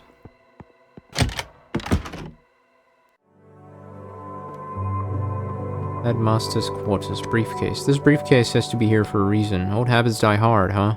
Decide to steal the headmaster's papers. Call it right as intuition. There's something important inside. Not every prop is Chekhov's gun. You try to force the briefcase open with your bare hands, but it makes a traitorous creaking sound. Do you want a headmaster to hear you? Damn. You insert the lockpick into the briefcase's lock and, trying to be as quiet as you can, quickly pick the lock. Oh, that's it? You know what? If I have that much pun, I might as well. Pun. Right. Wait. We got 4. I need 5, right, for a crowbar. Greetings, headmaster. The old headmaster is digging through papers on his desk and doesn't pay any attention to you. Did you steal the wand? What? Nonsense. Why would I do such a thing? He didn't want to be sold, and so he decided that was the best way to protect it. Look out there. He points at the window. You see a densely populated city full of tall buildings that almost block out the sky. High up in the sky above you, you can just barely make out lines that look like symbols. So those are the signs. Yes, and they're written there for us. He places a hand on his chest. Not for them. Huge letters in the sky that shine for us. But now, they're trying to bring us down to the level of ordinary humans, to their level. If it doesn't matter if it's the wand or the box or even our damn quill pens. I don't want to give them anything, Because we were made for great things, and they were not. This was our world. Headmaster turns away from you and continues digging through the papers on his desk. Any idea where I can get a strong drink? What do you know about the undead in the walls? It's an old school legend they're just made up. For made-up creatures, there's been a lot of talk about them lately. Well, you know, in certain times, rumors start flying. Pay them no mind. Yeah, but I just fought them, and I also discovered that it's because of... whatever. Any idea when I can get a drink? The old man laughs into his beard. What, are your nerves giving out? Just don't tell him about that tune. He definitely doesn't need to know you're giving teenagers drinks. Yeah, you know, I just need a little something. I don't have anything in here, but I do have a secret stash for a rainy day. The old headmaster opens the door. He's quite open about this stuff. His desk drawer and starts looking for something. Here you go, I'm not supposed to be drinking nowadays anyway. Thanks, so this opens the wine cellar.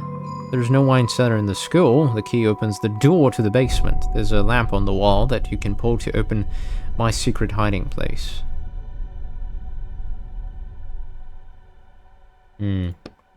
Headmaster turns away from you and continues his stuff. Lamp on the wall. Okay. And you are... A hunched man in a teacher's uniform stands motionless by the door, whispering something incomprehensible.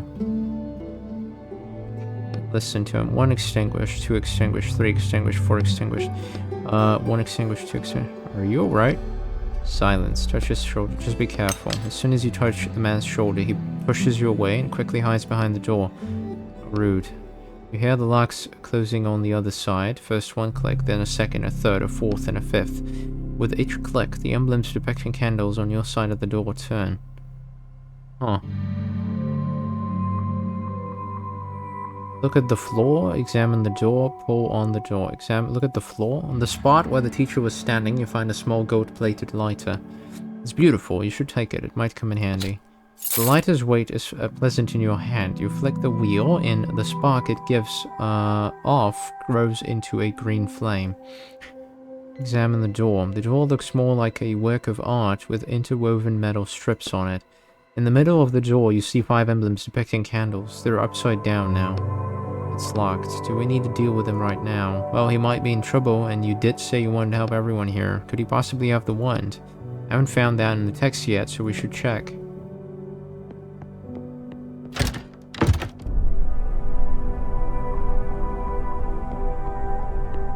Candle. A candlestick holding an unlit candle catches your eye. Look, that candle looks like the ones we saw in the strange teacher's door. Should we try and light it? Light it with the lighter.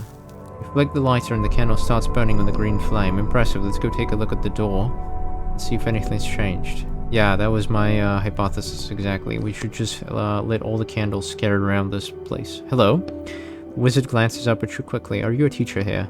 I teach the first years the sign alphabet, and I conduct my own research in my free time. What's that you have there? You point at the strange device on his desk. It's just an ordinary astrolinograph. We use them to decipher the signs. Are you trying to discover new signs, since the old ones are being shattered? It's more like I'm trying to combine them. Combine them? You see, it seems the wizard has been wanting to share his discoveries with someone for a long time. Listen. The signs are on the barrier, and I insist it be called a barrier, not a wall, because the primary function of these structures is protecting the world inside from destructive force outside. Destructive force. Some kind of creature or being is trying to break down the barrier of symbols, and supposedly bring an end to all life inside. All 9 planets will perish, including our own. So I believe that all the symbols on the barrier are kind of a message, and it may be an answer to how we can stop the destruction. Our goal is to decipher this message and not just use its power letter by letter as we're used to doing. And you are the first one who realized that the letters on the wall, barrier, that the letters on the barrier might from words. No, there was also Cornelius, but I think most wizards are too busy studying what the symbols can give us right now in the moment. Long-term effects and tasks have always just been passed off to the next generation. Just say Cornelius. I just so happen to be looking for Cornelius's wand. Have you heard about his disappearance? Yes, Cornelius was the last wizard I can remember who was interested in the meaning behind the symbols. But I was never able to find his work, and his wand itself has no inherent value. It's a paradox. Yes, I've heard of it, the Cornelius Paradox. Wizard nods respectfully. And what have you managed to find out? Firstly, that the radius of the barrier available to us is not all that big. We only see a small portion of the symbols. The sun alone blocks half our field of vision, and all the symbols beyond -1 degree can be viewed without going blind. It's possible that the creators of the barrier were expecting all 9 planets to work together to decipher the message. But despite all these difficulties, I have been able to decipher 2 words. Wow. Property of. Huh, is that all? Yeah. Property of who? He shrugs.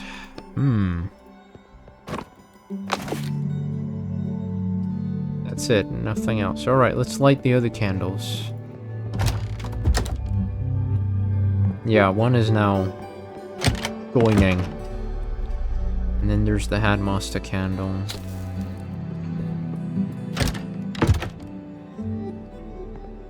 Alright, moving on. I don't see anything that looks like a candle here, though. We had another one over here. Maybe some in the storage room. It's the third one. What a weird locking mechanism, though, don't you think?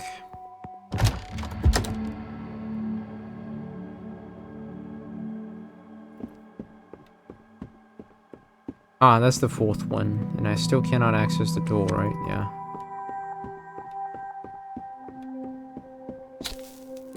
That's number 4, but I still have a feeling that...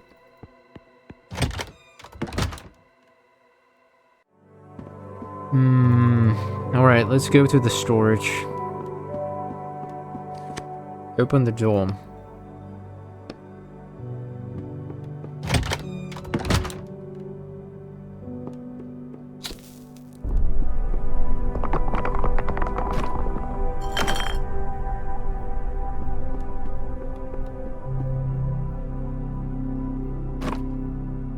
Bottle of wine. Ooh, a bottle of wine. I'll hang on to that. I was wondering, could you avoid spending money on food in the real world since you can eat and drink in a book? Like I said before, everything I take out of the box doesn't last, I remember, but you'd be taking the food out of the book inside you. It still works the same way, it just dissolves inside of me, which doesn't feel particularly pleasant, by the way. So you've tried, only with alcohol. Huh.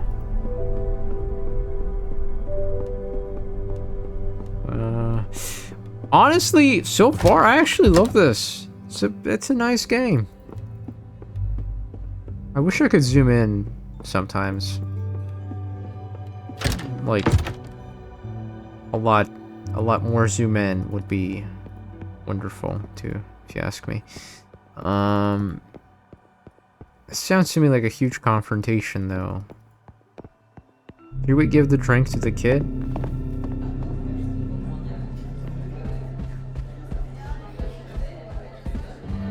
Sure, why not?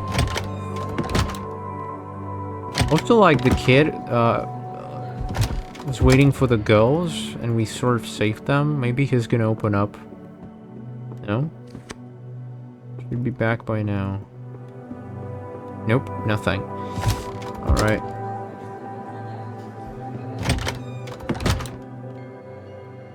Hello there, shady student.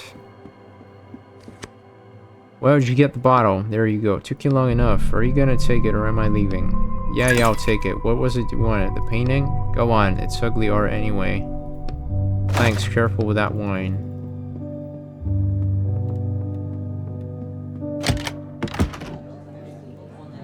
Alright, let's put it back where it belongs.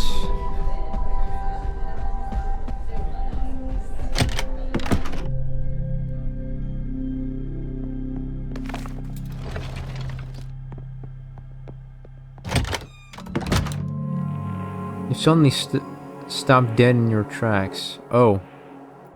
That's a pun. Undead. Quiet, don't make any noise. They haven't noticed us yet. Call out to the undead, walk away.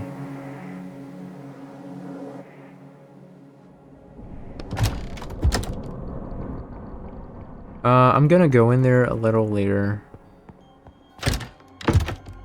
Because I have a feeling, what if we find a way to reverse the process somehow? Which I kinda doubt, though. Door to the cellar.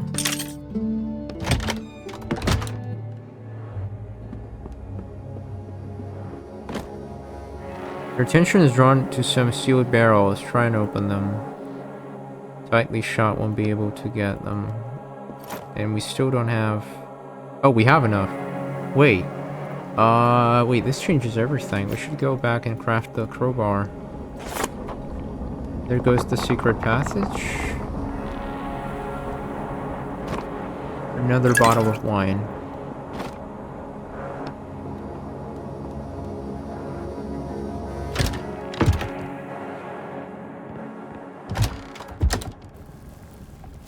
Hello there, assistant. Do you know anything about the locked door with candles in it? What do you know about maid wizards? They're the dumbest people imaginable. Why are you asking? You should live with what you're given. Why mess with magic if it's not meant for you? I don't understand those people. Did you find anything, find out what's wrong with my father? Locked door with candles. It's an old ceiling trick. Somewhere nearby there should be candles to light, la la, like this one. Yeah, the door should open, fine, and light 5. Yeah, we already got this. Alright, moving on.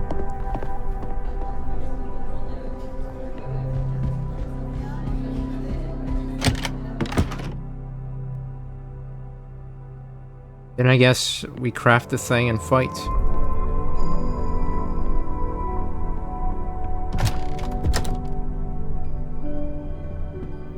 Library.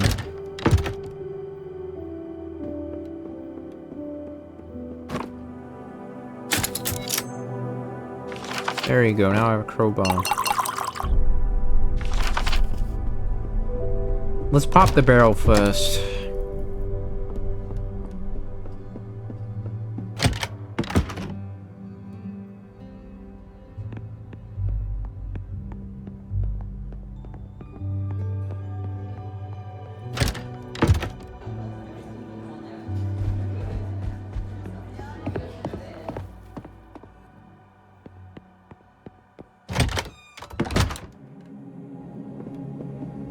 Hello there, barrels. You easily pry the lid off each barrel and take a look inside. Oh my god, they give me a lot of resources. Look at this. What kind of fight awaits me? Feels crazy. But sure, let's go.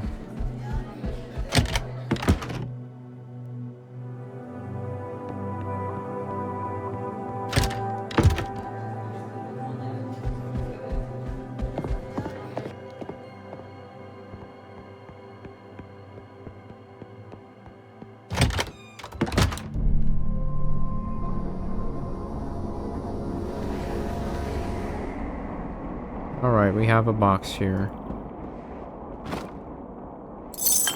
Love it how the guy is totally unfazed by my presence.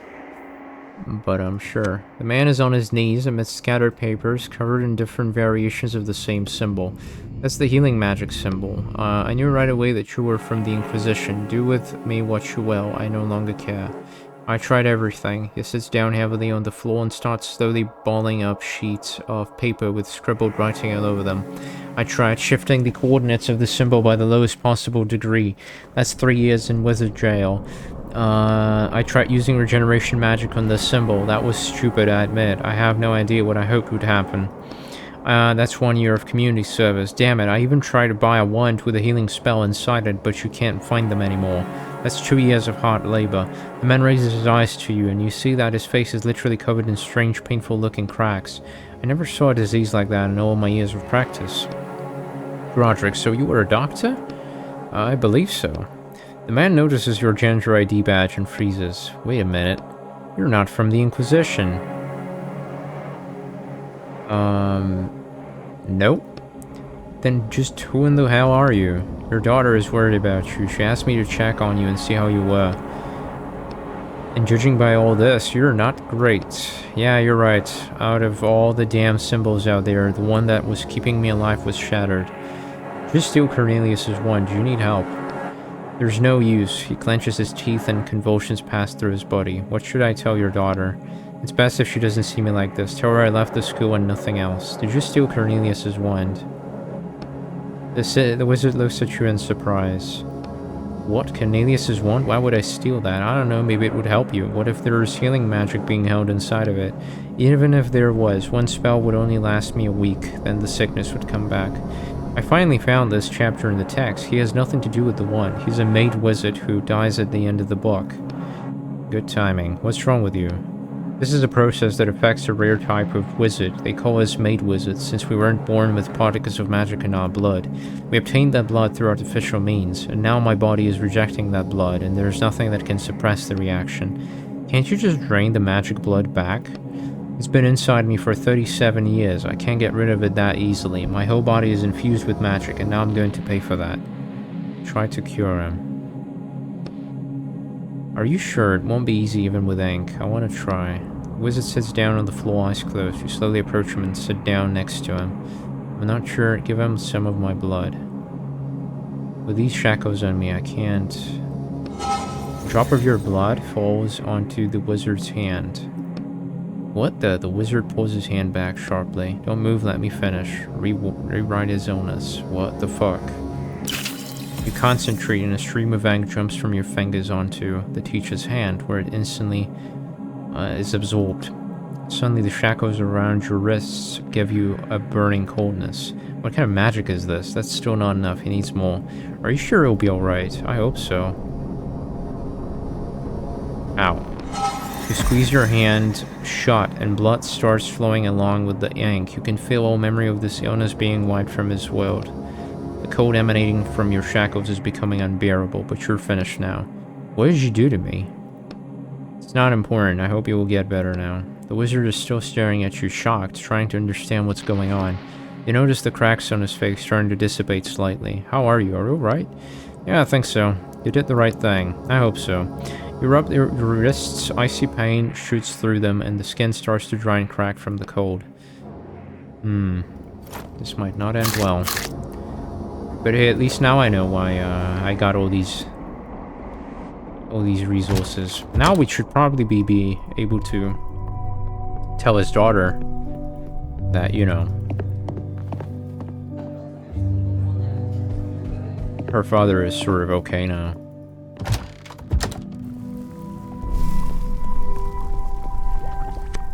I found him and he's gonna be fine.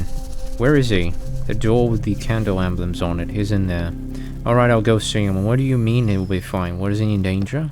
Some minor health problems, but he took care of them. Alright, I'll ask him for the details myself. This is for you. Thanks for your help. Glad I could help. You gave me what exactly? A plant? That's not much, for sure. I'll go see him soon. Thanks again. Alright.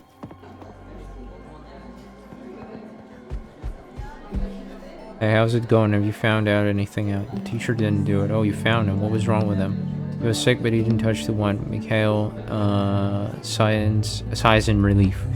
Glad to hear it. That's one less suspect, right? Did you find anything else? Why is this kid so on my case? Like, this feels weird. In fact, I don't have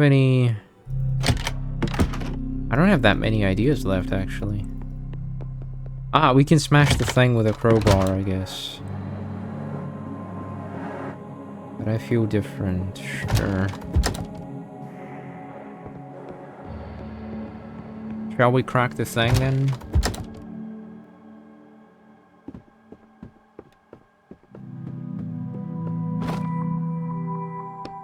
Well, you insert the crowbar into the gap above the drawer and start pushing down. There's a creaking sound, but the drawer doesn't budge. What the fuck? The drawer creaks, a thin crack appears in, and then the part of the drawer flies off with a crash. Wow, you really smashed it up. Just imagine what kind of treasure we'll find inside. A book. Nice.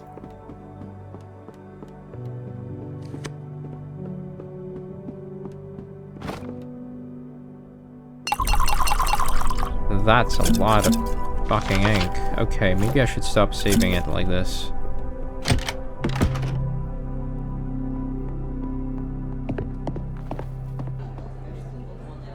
Alright, let's see the secret pathway.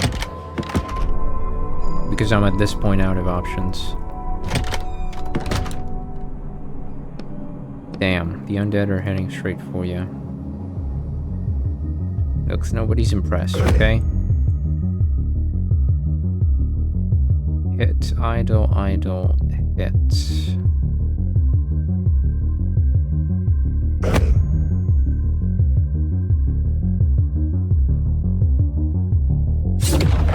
I can defend myself, I guess. Hit, hit, idle.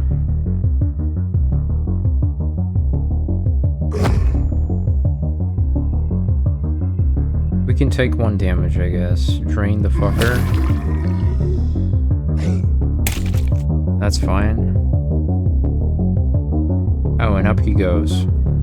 Wonderful. Ah, fuck. I might have fucked up.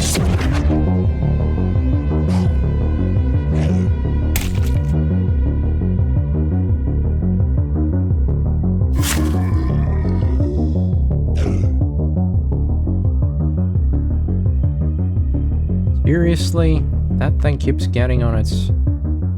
whatever that is.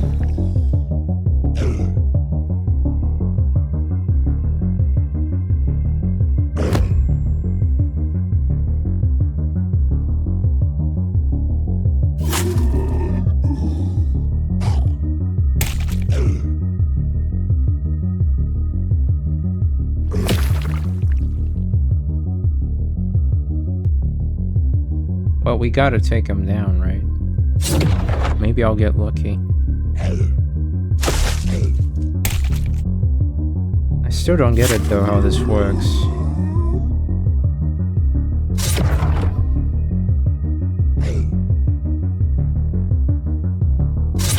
Alright, I'll keep defending.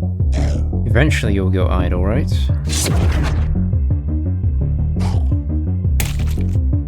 Oh, there you go. Aidoru Shiroi Sunano.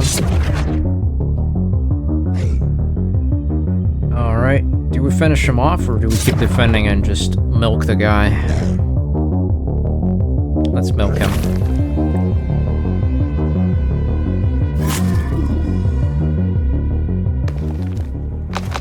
Alright, give me all this trash. And that's it. We just... That's it? That's it, really? That's... Wait, what am I supposed to do then? Real School of Magic. I always dreamed of visiting one. Turns out my neighbor was a writer. Your neighbor, the one who lent you the sledgehammer and all that. No, not that neighbor. The one who lived on the first floor. I never actually met him. What made you remember him? Did he invite you over? No, I got a call from the police. They said something happened to him and they want to ask me some questions about it. Oh well, hopefully it's just a formality and nothing serious happened. I hope so.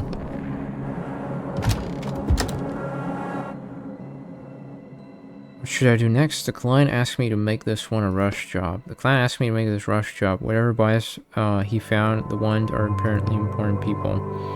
Well, we won't want to disappoint your clients for sure. How do you know him? One of my former partners worked with him. He called him the Collector.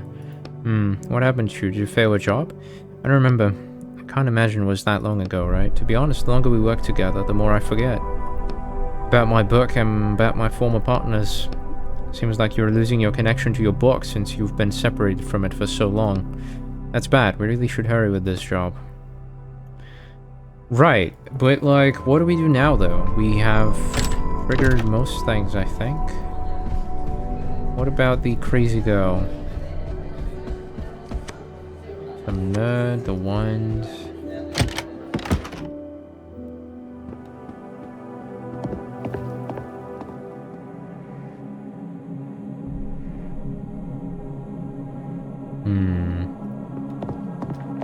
Okay.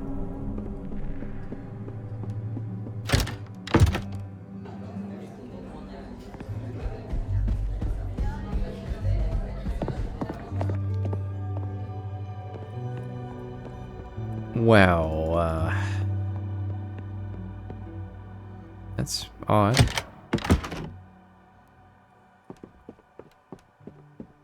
Yo, headmaster. triggered that one, huh?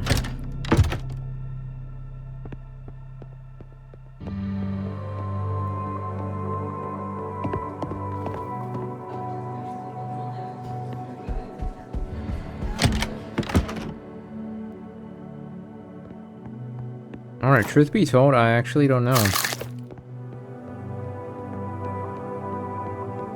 Empty case.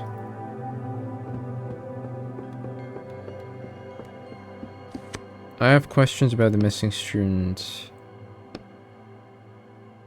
Mendo.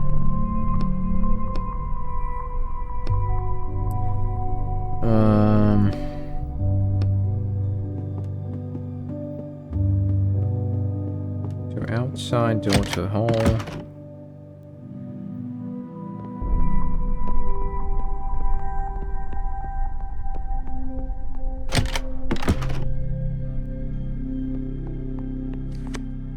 Peek at the desktop. Where's the old headmaster?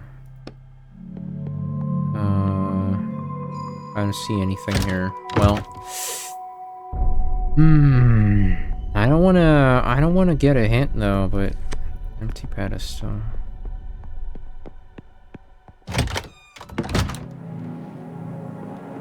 No way that's all there is, right? There has to be something. Oh well.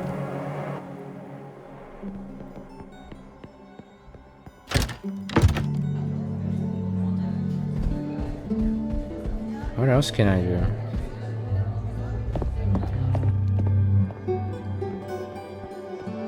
Talk to the guy about symbols and whatnot? Hello there. Are you a teacher? What you have here? An exit. That's so weird.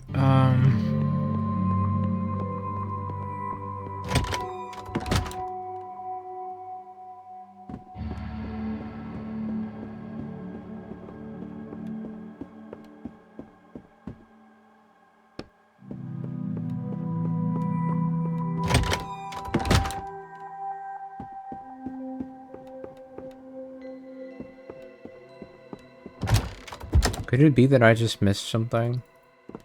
Like, I don't know, a room? One of the characters stole one before we could, but who? The runaway student. I'm gonna look around more. The students have no idea where he's hiding either. If he's not in the school, then where can he be?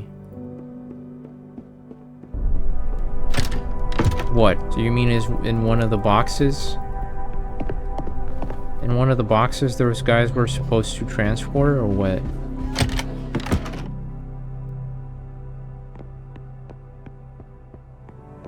Because if he's not in the school, then there's only one area left, right? And then there's the infirmary, but I never found anything that looks like an infirmary in here.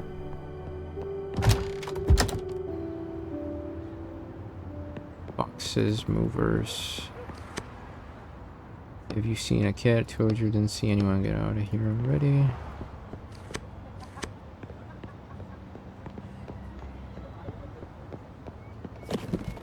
Examine the boxes. There's no one here, just ordinary boxes. Look at the one down there. You notice the tape on one of the boxes has come off. It seems to have been opened already. You look questioningly at the movers. The lanky one smokes at you and nods. You move all the junk in your way aside to open the box with no tape. Yes, I knew it. Don't give me away. A scrawny, scat-looking boy is sitting in the box with a frightened look in his eyes. His robes are covered with crimson sawdust. You're Mendo, I assume? Very Mendo. Hi, how do you know my name? How do you know my name?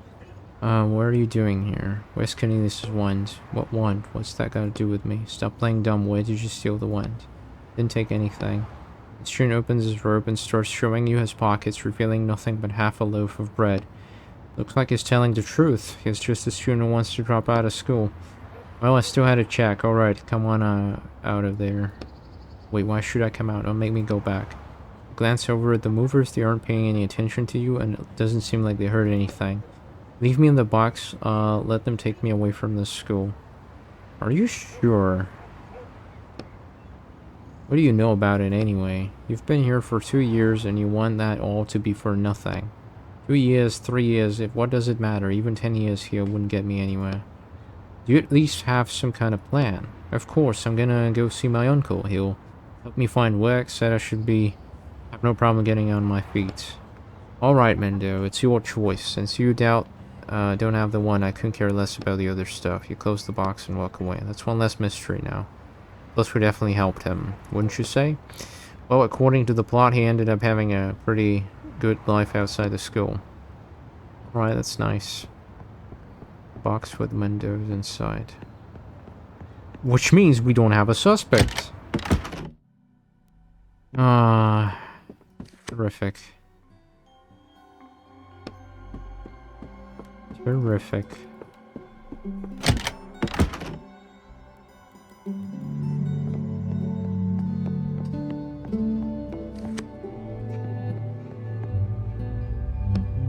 One of the characters, the runaway's tuned. Well, Mendoza's in a box, but at least we know he didn't take the one. Let's go tell Mikhail. Ah, really? Sure, let's report to some kid. Wait, he's not here. What the hell? Two students are whispering silently to each other in the middle of the main hall. Did you hear? They found the one thief up in the attic. Who was it? I don't know, I think it was one of the students. Both the headmasters are up there now. Did you hear that? Let's go up to the attic quickly. You say that like you haven't already read the ending and found out who stole the wand. The truth is, you changed the plot a little with your actions, so I don't actually know how it ends yet. Can you tell me how to get to the attic? The students turn to look at you. Up the stairs, then into the classroom on the left. The attic door is at the back of the classroom. Alright. Shall we pop the ink? This could be important, right? Alright.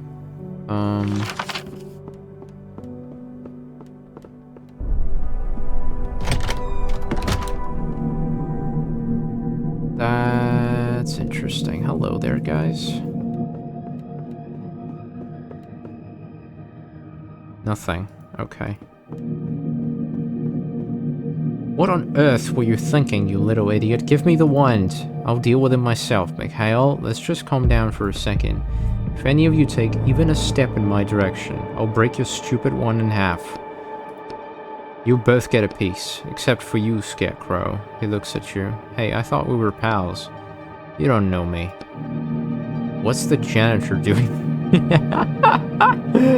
I heard noises and came to see what was happening.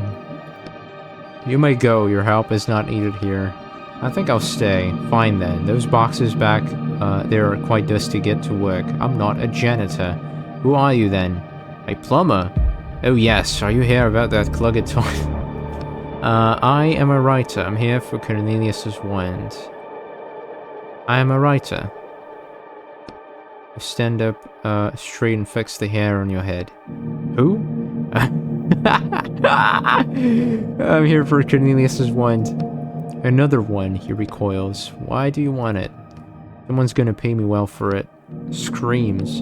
Hold on. When you say they'll pay you well, how much is that? Clutches his chest.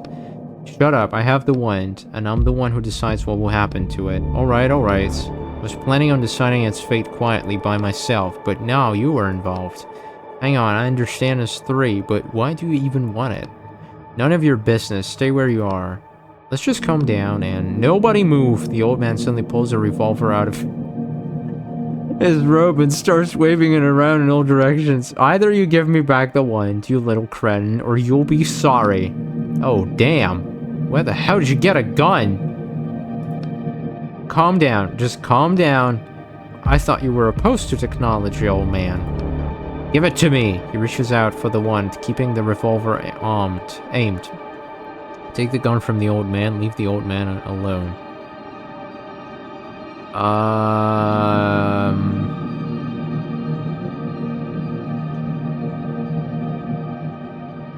I don't know, but like, how skilled am I at this? I'm just a writer though. Give it to me.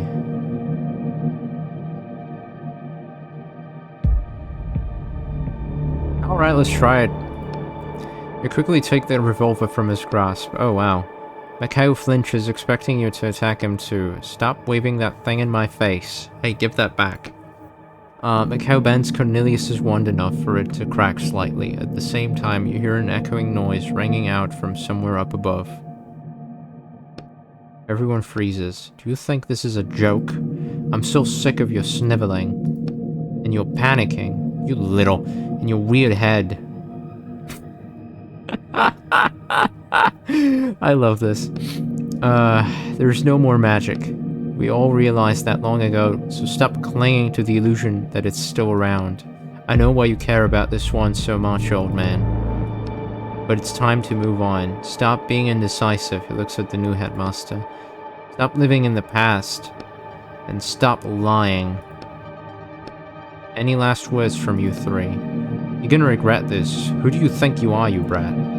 Mikhail turns his gaze to the new headmaster. I understand how you feel, and I also want to move forward, but can't we find a way that doesn't involve breaking wands? He only smirks in response, then turns to you. Try to do something with ink, try to grab Cornelius's wand, agree with the new headmaster, agree with the old man. Huh? Agree with the old man as in shoot the kid? I mean, is that the kind of agreement we're gonna have? Agree with the new headmaster. Try to do something with ink. Try and grab the wand. Agree with the headmaster. Agree with the old man. Do we have like a backlog of this? No? Right. Well, agree with the new headmaster. Agree with the old man. Try to do something with ink. What am I gonna do with ink? Something what? Only smirks in response, then turns to you. Fuck. What do we do? Which one do we pick? Fuck! Let's go with the... God damn it. A diplomatic approach based on words or some fucking magic.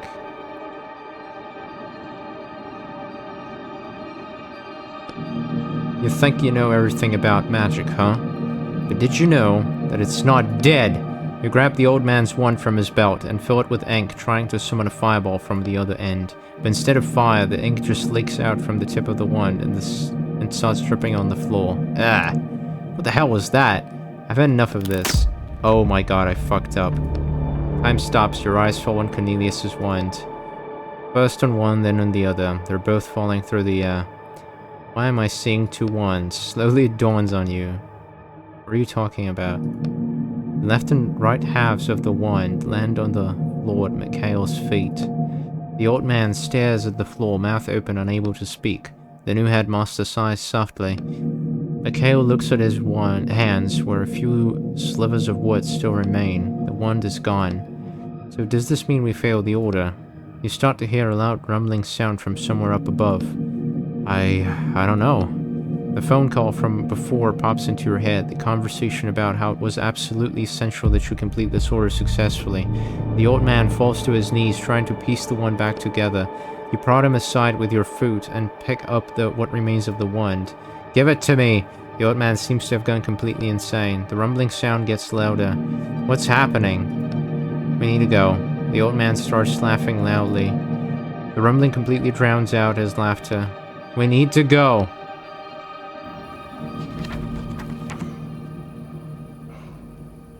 So I fucked up.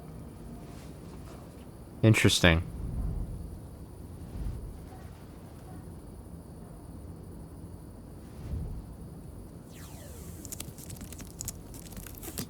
Am I gluing? Alright. Sure. Easy tape. I wonder if I could have done it differently. I really do.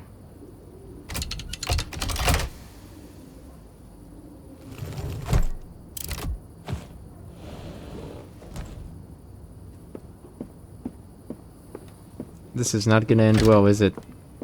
I'm not going for the good ending.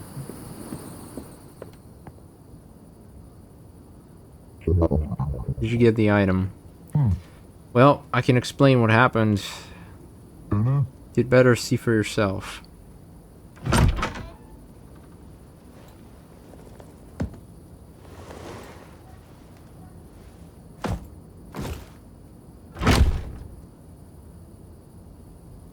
Alright, no payment this time.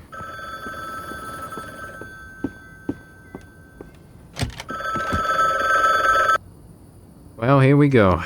Hello? What the hell were you thinking?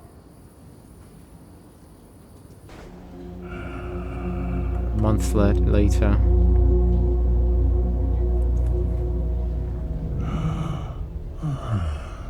God damn. I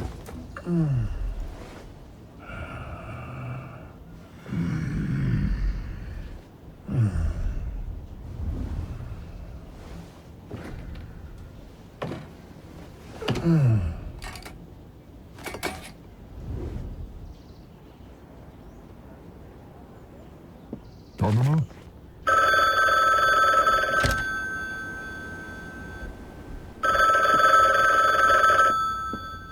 What do we have here?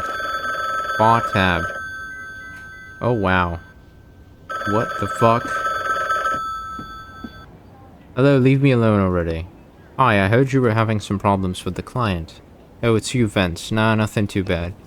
I can try and talk to him again if you want. I don't know, I feel like this work just isn't right for me. Hey, what are you saying? You have to do this and get your shackles removed. Your fans need you. I know, I'm just not sure this is the right path. It's bringing me nothing but suffering, and I'm not the only one suffering because of it. You just have to put up with this a little longer. 3 more orders and you're done. Yeah. Hold on, did I ever tell you how many orders I had left? Yeah, of course. Did you forget? Alright. Okay, I'll call him right now. Maybe he'll change his mind. Alright.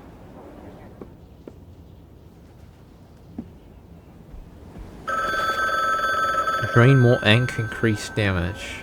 Drain more ink, absolutely.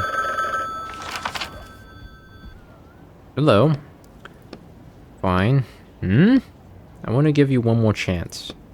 You? I'm ready. Of course you're ready, you absolute moron. You're always ready. You failed me before, and it's most unlike me to give you another chance. I still haven't gone over your mishap with the wand, but I think we can come to a compromise. A compromise? It's not an easy job, and several of my guys ran into trouble there. I had to pull them out. You're not expendable, but should be perfect for this job. Judging by what you do in your spare time, you don't have much of a choice. So get going, the order is at your door. Just try not to die. How'd you know what I do in my spare time? Fine.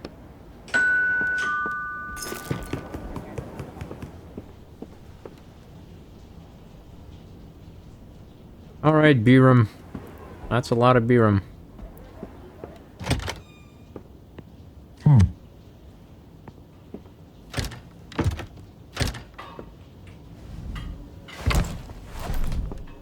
It's easier to get a new one.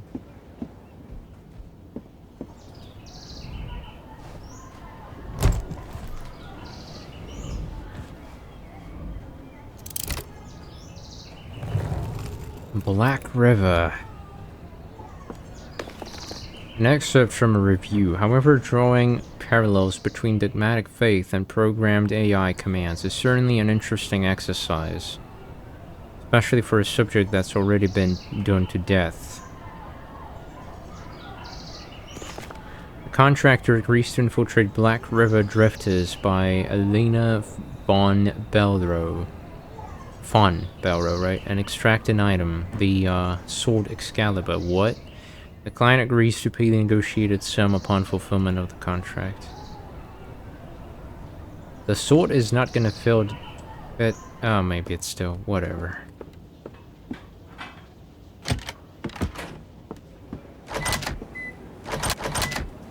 Easier to get a... I just remember I forgot to give you back your key, and I know we had an agreement, but I just had so much going on. Oh, I hear you again. Silence, a foot tapping against the door. It's my fault. I promised to bring back the key a really long time ago, and only came by today. It's also kind of broken. Tell the truth, lie. The place where I work, If I bring outside objects in there, it's harder to bring them back again after. They sort of change, and when I come back here, they dissolve. I knew he was a no-good drug addict. You hear me, child? I told you, that writer is a drug addict. I can't wait to move away from here.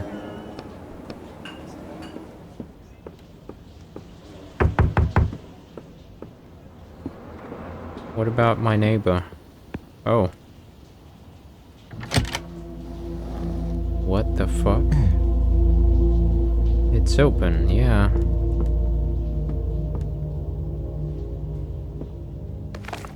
A blank book. My neighbor tried to start writing it. And failed a lot, it would seem. So that's what happens to writers once they work off their sentence. As in what? They die? Great. What a great fucking salvation. The bathroom is boarded up.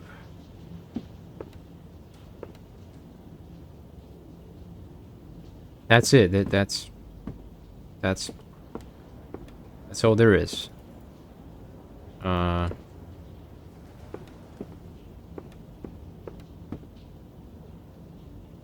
Alright, well.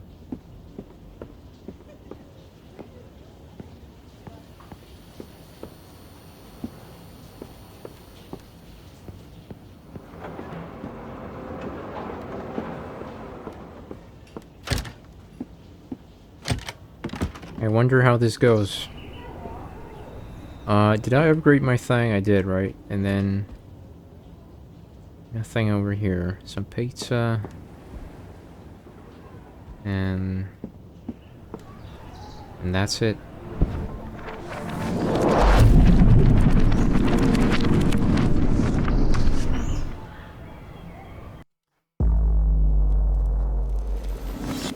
Ouch.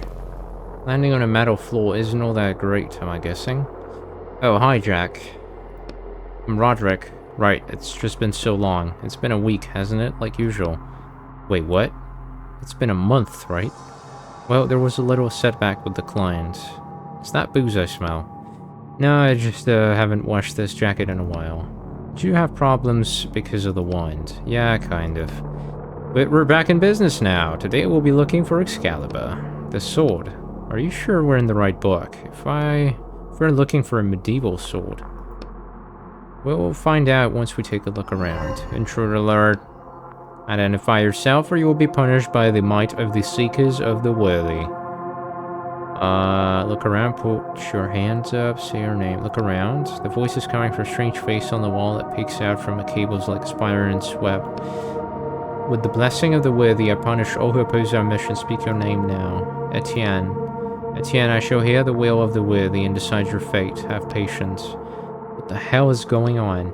The short version is, this is a pilgrim ship, and they're very serious and strict, so cut it out with the jokes.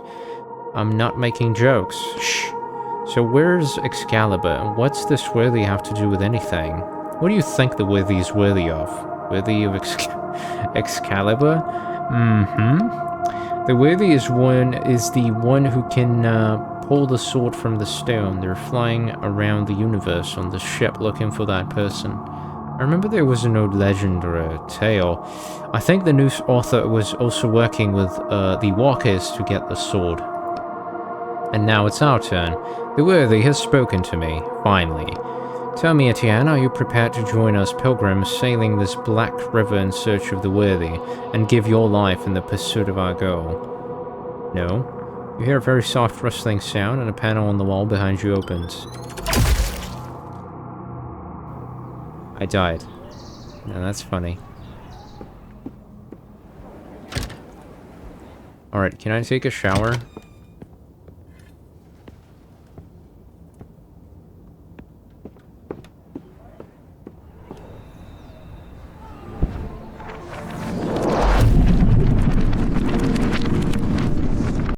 Let's try this again. Cover your head, anticipating another attack. It doesn't remember what you said last time. Etienne, please just don't make it mad this time. The Worthy has spoken to me, finally. Be prepared to join Noel. No. I guess we're gonna have to join them. Alright. I was just curious what's gonna happen if I do it again.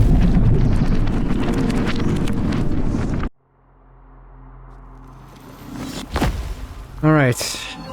True alert, doesn't remember what you said.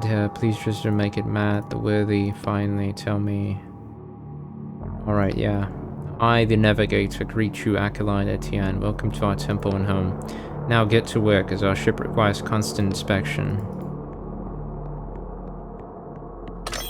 The ship's navigator greets you, Acolyte. Can I say, Excalibur, where's this ship headed? We're exploring the vast reaches of the Black River in search of the worthy. Do you have any clues about where they might be? The sacred sword will lead us to them. When we find the worthy, they will draw the sacred sword from the stone and guide our people to a brighter future.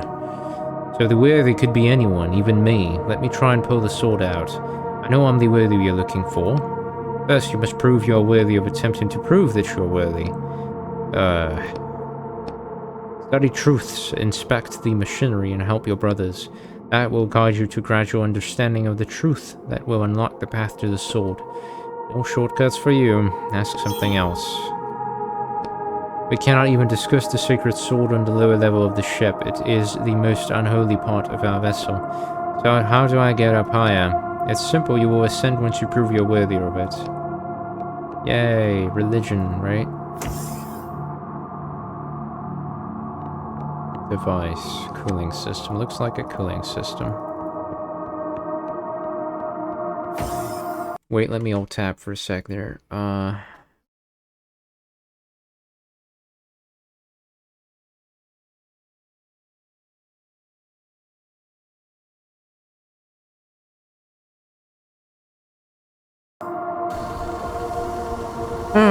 Alright.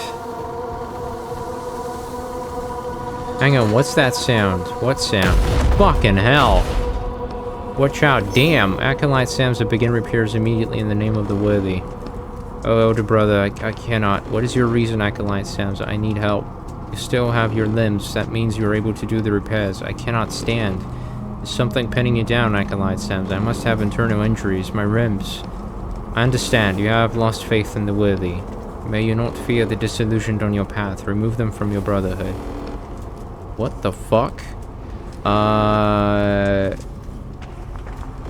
Hold on, let me do it. Help the wounded acolytes.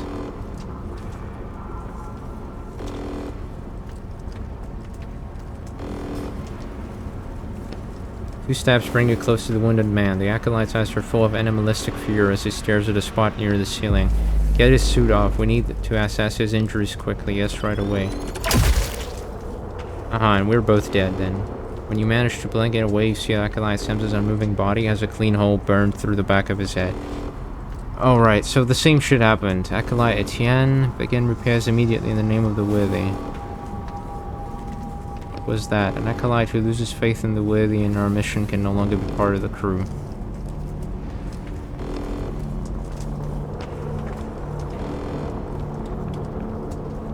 Fucking hell. Poor guy. You examine the body, trying to avoid looking at the head wound. You don't notice anything of interest. There's something in his hand.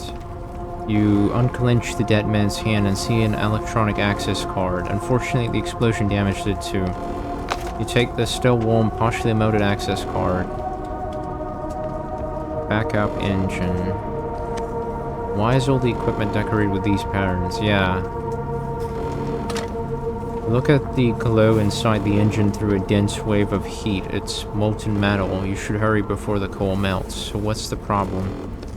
I don't know. The author was very vague in this description of the engine. Look inside. You lean forward and look into the engine's dark opening. Rubber hoses, metal pipes, pistons, and belts. Surprisingly, it all seems to be in good shape. Everything inside looks intact, so why is it heating up so much? No, don't do it with... Oh my god. Damn, that's hot. Maybe it's supposed to be molten hot. It's a spaceship engine, right? Yeah, and that alarm is normal too, and these lights and flashing. Acolyte Etienne, was it your hand that caused the engine temperature to increase? No, in the name of the worthy. It seems that the cooling system is out of order. Follow the lower hallway to the cooling center and try to determine the problem.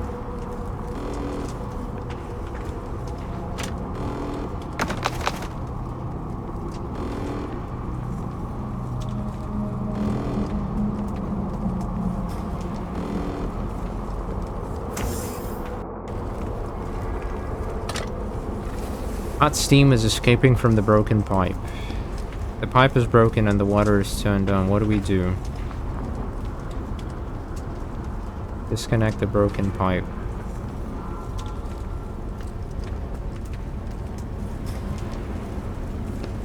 Try to disconnect the broken pipe, but the strong flow of water makes it impossible. Alright, alright. It's shot. The pipe is broken.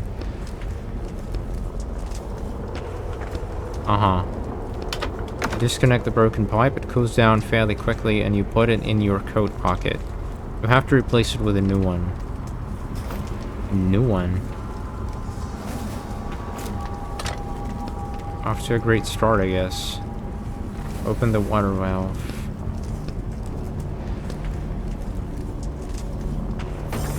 This can't be good.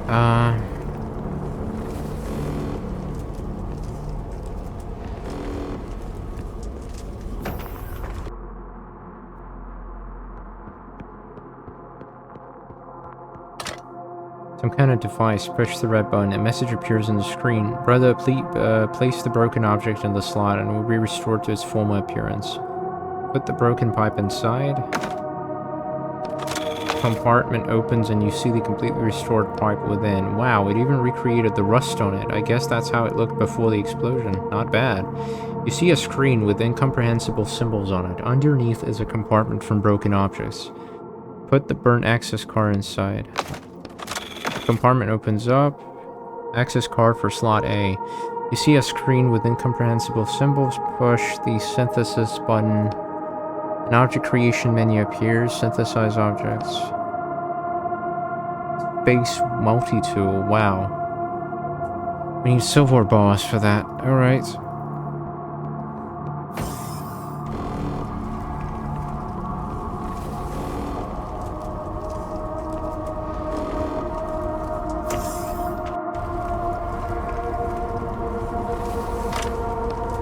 Connect the, close the water valve, connect the pipe, check the equipment again, maybe we're missing, open the valve. It worked, let's go take another look at the engine now. Convenient, but the engine is still burning. Still on fucking fire, what am I supposed to do then?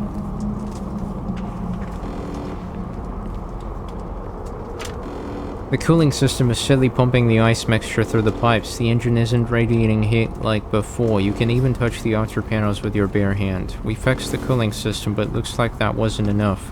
Maybe there's some kind of button we need to push. Find the button, call the navigator. In the name of the worthy, I ask you to start the engine. It's not, to me you should direct your prayers, acolyte, but to the worthy, I'm just their servant. Worthy, we need you, the engine.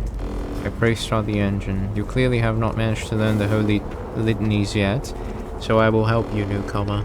Repeat after me. By the will of the worthy, I pray for the name, for the flame, to obey my will and activate this mechanism. By the will of the worthy, I pray for the flame to obey my will and activate this mechanism. Something inside the engine starts rumbling discontentedly, gaining momentum. Suddenly, a still shrill noise fills the room.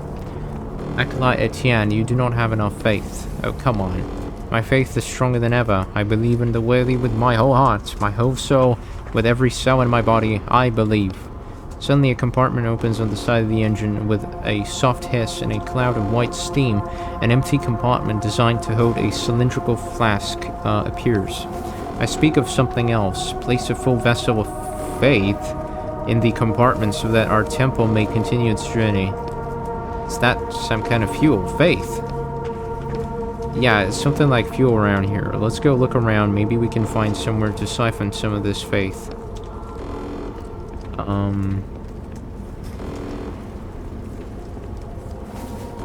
What the fuck?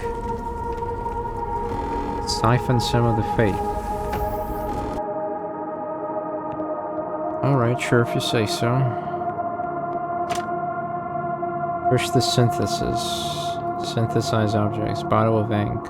That's not it. Use card B. No, card A, right? There's a sword in a goo, a sword in a thing, and a shield, and use card A. Access granted. A woman is lying in this tightly closed capsule, eyes closed and lips rapidly and soundlessly moving as she recites something. Examine the woman. The woman looks absolutely exhausted, which makes it hard to guess her age. She could be 40 or 18. Her outfit is an odd blend of medieval style and futuristic materials. Her hands are folded across her chest and she is holding something, but you can't see what it is. Some sort of amulet that looks like it could be a cross or a sword. Examine the capsule. The capsule is full of electronic equipment and tubes leading from the woman to a glass vessel that is slowly filling up with a glowing liquid. Examine the electronics. Among the unintelligible labels and symbols, you see only one you understand. Capsule temperature 24 degrees, manually set. Nothing of interest. Really? Manually set, though. Knocks on the capsule. Examine the vessel. This is what we're looking for. They call it faith. It's coming out of her? Don't think about it. The vessel is almost full. You can take it. What will happen to her? You glance at the woman behind the glass screen, who continues her silent recitation. She'll be okay, and remove the vessel of faith. You slowly pull the glass vessel of liquid out of the machine. The woman in the capsule pauses for a second. A new empty flask appears where the old one just was. The woman returns to her original state. Faith starts gradually filling the new vessel, but it happens very slowly. What the fuck? Knock on the capsule. The woman doesn't react at all.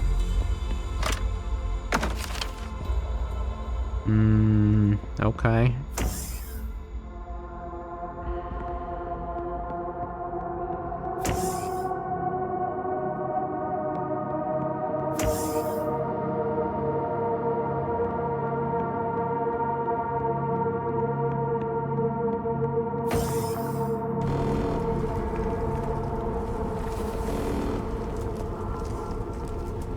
The acolyte lies motionless. Alright, sure, the flask fits perfectly in the compartment. You push down a little harder and it gently settles deeper into the machine. As soon as you take your hand out, a thick round hatch cover slides over the compartment. Try to remember the prayer yourself. Remember how it went. Something about flame and mechanism. Oh, and don't forget the worthy. Let me just find that part. By the will of the worthy, I pray for the flame to obey my will and activate this mechanism. By the will of the worthy, I pray for the flame.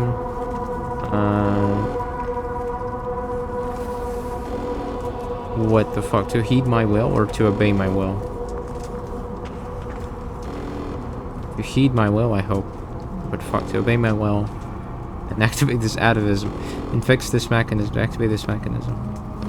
The roller starts building inside the engine, then suddenly bursts out. The pistons start moving. A steady hum fills the entire engine room. May the worthy bless you, Acolyte Etienne. The engine is working correctly again. Your work here is done. It is time for you to ascend. You start looking around nervously, bowing your head slightly. Ascension is the right to climb higher to the middle level of the ship. Ah, of course. You may use the elevator to ascend. And the sword, Excalibur, the location of the sacred sword will be made known only to those who have proven themselves worthy of that knowledge. The navigator's voice is always cold and mechanical, but he says this phrase in an even colder voice. Well, let's go to the elevator then.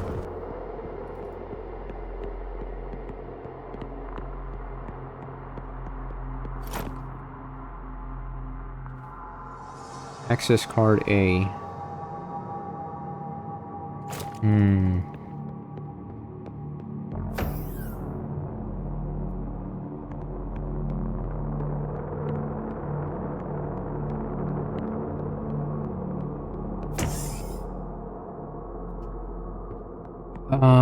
What do we do?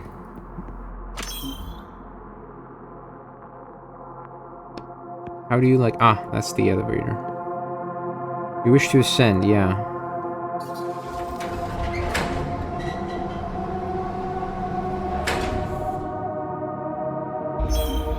Welcome to Earth, brother.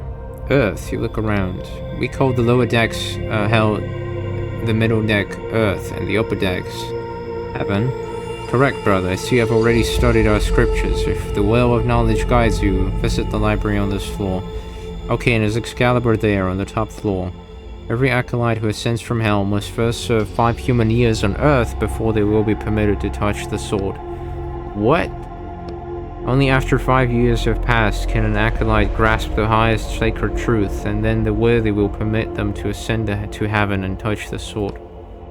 Begin your service, your 5-year countdown has begun. So what am I supposed to do? How should I serve? Study truths, inspect the machinery, and help your brothers. Only routine will guide you to gradual understanding of the truth.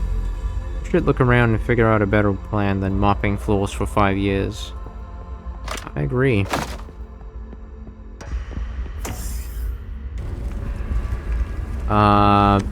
There's damage here too. I guess the engine must have really flared up.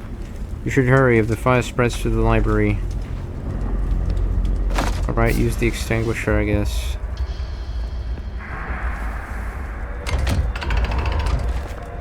To hear the words of the past, recite the voice prayer. To lower the righteous sword, recite the sacrifice prayer. To alter the electric river's current, recite the spirit prayer. Capsule is stuck. Use the multi-tool. Hatch won't open the prayer.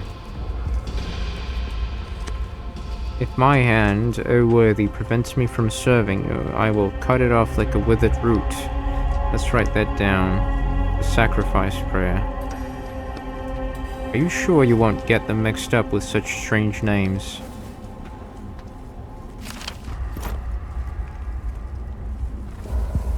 Voice sacrifice.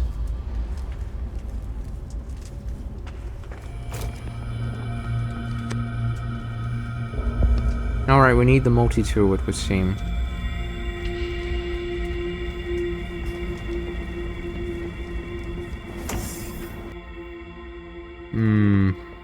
Moving on.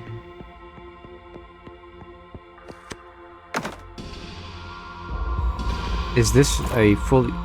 It's a fully functional... Huh. Apologies.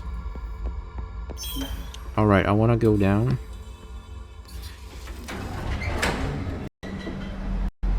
To the Hell's Pit.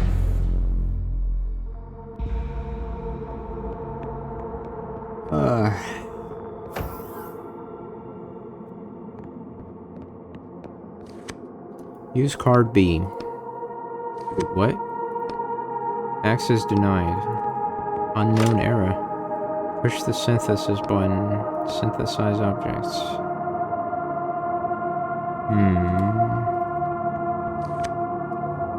Part C.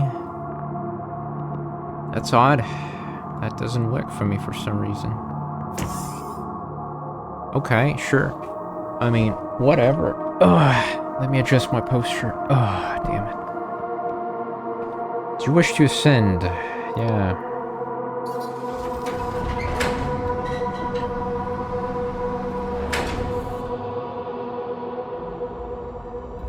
Alright. Controller. Another slot for faith. I thought they only needed it on the lower level. Faith is what moves our ship forward. Without it, the search for the worthy would be impossible. It is needed on each deck of the ship, as well as in each stage of our lives. Alright, I get it.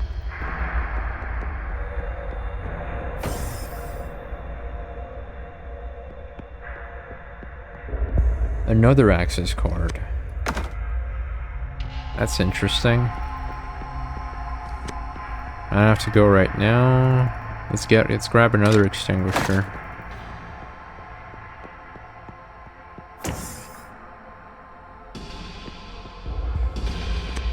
Yeah, alright. A prayer is carved into the wall. May strength fill the part of my body that you require most of all, O worthy. Okay, that should be easy to remember.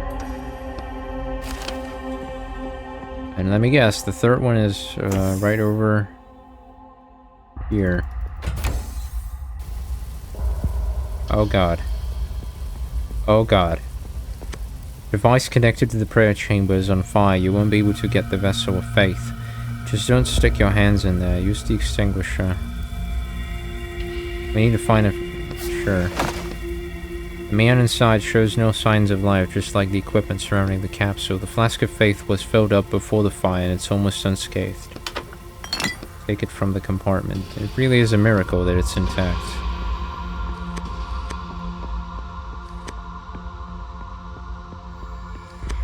The youngest crew member you've seen so far is writhing in pain inside the chamber. The panel showing his vitals is blinking red, as is the panel showing the temperature inside the capsule.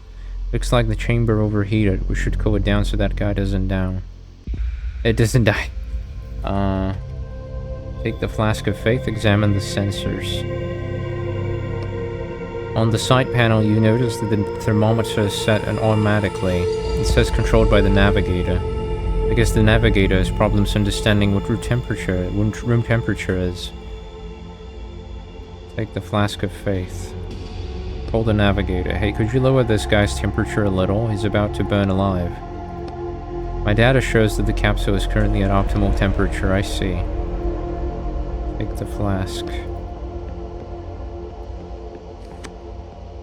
An elderly woman, she's dead. The flask that usually holds the thing is empty. There's an old man inside the capsule. His whole body is shaking and his hands are grasping the chest of his suit as though he's trying to rip it apart. What the fuck? There's a phrase flashing on the panel. Heat failure. Stabilizer injection required. A dead man lies motionless in the capsule. The flask of faith next to the capsule is completely empty. Looks like the crew started to lose faith in their mission, huh? After so many years of fruitless wandering, I'm not surprised. Alright, let's move on. Wait a second, look what he's holding. He opened the capsule and as steam escapes, you can see that the dead man's hands are grasping a tape reel. We should listen and see what's going on. Yeah, but we need to also get rid of fire first. Middle-aged man, the flask that usually holds faith is empty. Does one of them happen to be... No, these swords belong to the ship's crew. Excalibur isn't here. It's supposed to be sticking out of a stone, remember? Right. But I still can't...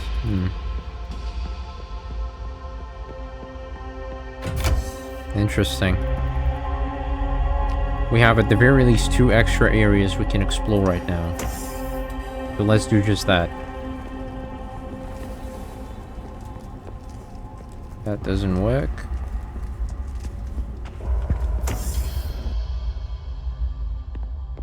Alright, let's go down.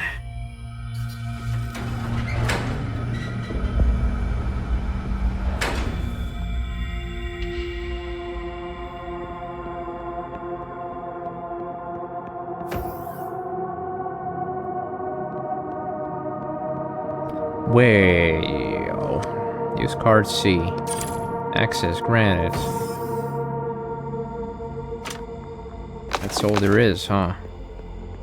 That's not what I expected. It's completely empty. I don't think anyone's lived here for a while.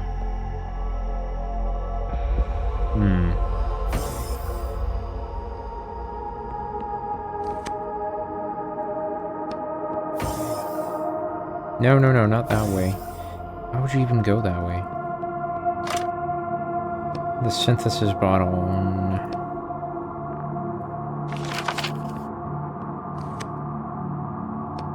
Unknown error access denied. What the hell is... The symbol looks similar to the one we found on Earth, though.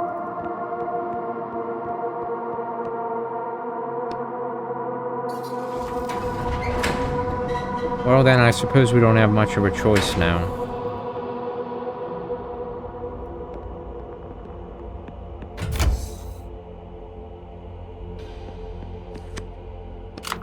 The flask fits perfectly in the compartment. You must say a prayer. Speak your request to the worthy. One second. Hear the words of the past voice. Righteous sword. Alter the electric river's current. Spirit prayer, I guess. The worthy has heard your prayer. We'll give you their answer soon. So the worthy only talks to you. Why can't I hear the answer straight from them? You ask the wrong questions, Acolyte. You must ask why you are not yet worthy of a direct conversation with the worthy. Worthy of the worthy. Does the author know what a tautology is? In any case, I specifically was created in the supposed image of the worthy, and therefore I received signals from them. You were created. I thought you were human. The worthy has declared their will. You may activate the device. Indicators and messages start to light up. Thank you, oh, worthy. Warning, insufficient energy, limited functionality available. Study the figures. These are the energy usage statistics. It looks like the navigator requires almost 70% of the total energy. Him needing so much is forcing them to fly slower than they had originally planned. I guess he's just that important. I can only pick one? Are you for real? The armory, the kitchen, the infirmary.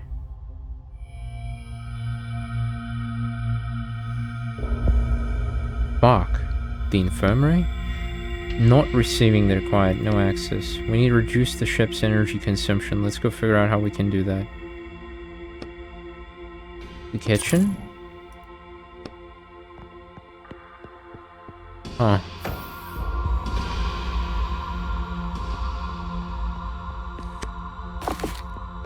Shelves. And a frozen door. You see a huge metal door, frozen shut at floor level. That looks like a freezer. You pull on the code handle with all your strength, no results. Yeah, that's not gonna work. Maybe there's a knife somewhere in the kitchen. A knife? Are you joking? You'd need a sledgehammer and a chisel to break this ice. Or an ice pick. Sure, there must be an ice pick around here, right? For all that space ice climbing they do. It doesn't have to be an actual ice pick, but there must be some kind of similar tool here. I don't see anything in text. Maybe you should ask your neighbor. I think my neighbors will hate me now, but I'll try. What about the armory, though?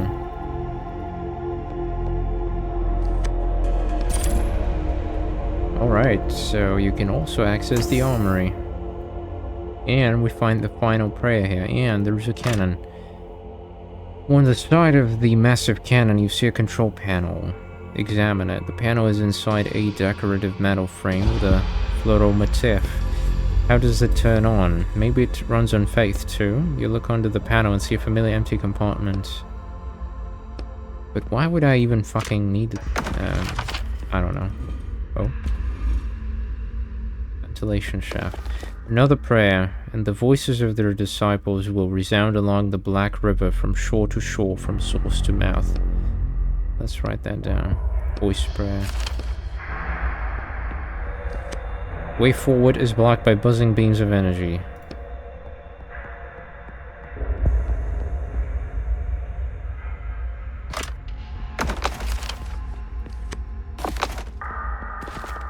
Part of a note. It underlines the fact that there was a sharp increase of suicides on Earth after our crew took Excalibur off the planet. You push the unlock button. Aha. Convenient. Push the synthesize. And that gives me a multi-tool. And we can pop a bottle now. Nice. I believe there was only one area where I could use multi-tool, right, so far? Do you wish to ascend? Yeah.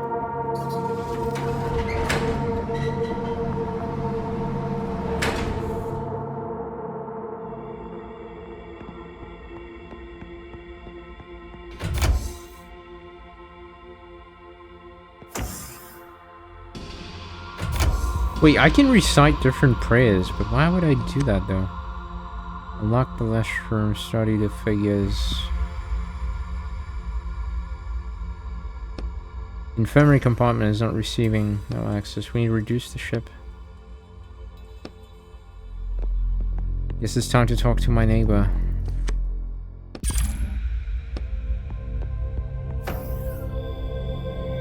Though I doubt they will have... Maybe they'll try to kill me with that thing? You know, only one way to find out, right?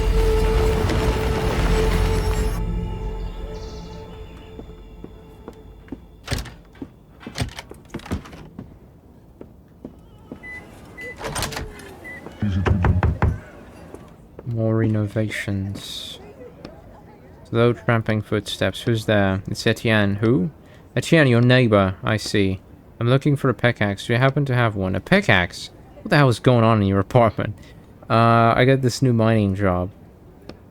Found a job as a miner. Today's my first day. They told us to bring our own pickaxes, but I seem to have lost mine. Do you happen to have a spare? What utter nonsense. No way, even old Henry falls for that one. Oh my, a miner. What wonderful news. It's about time you came to your senses and stopped all that scribbling. I'll hold up in there. Let me go look. Yeah, just remember to bring it back. Thank you. Man, this guy's like the kindest motherfucker out there. Also, why the fuck would he have a pickaxe? Seriously, though. Why the fuck would he have it? What is he doing there? The guy has a sledgehammer. And a fucking... what else? And a pickaxe instead of his fucking thing? Why would he have that? That makes absolutely no sense.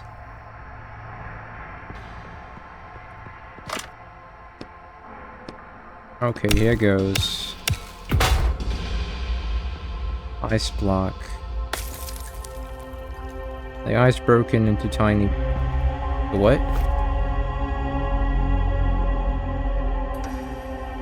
Wait, that wasn't what I... What?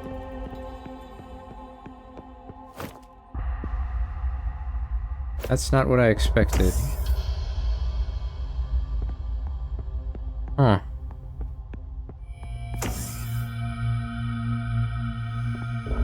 Maybe we need the multi-tool part or something.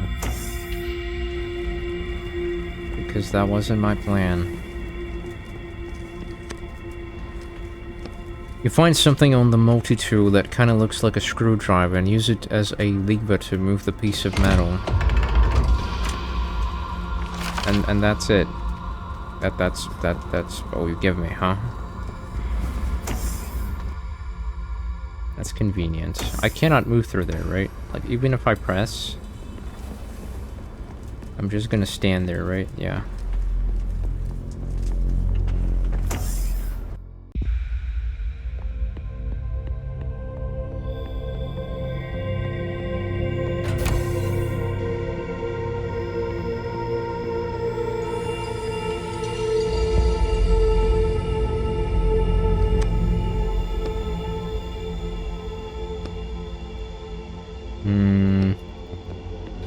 Alright, let's try the launch one. Maybe that will... I don't know. Survive the transformation, so to say.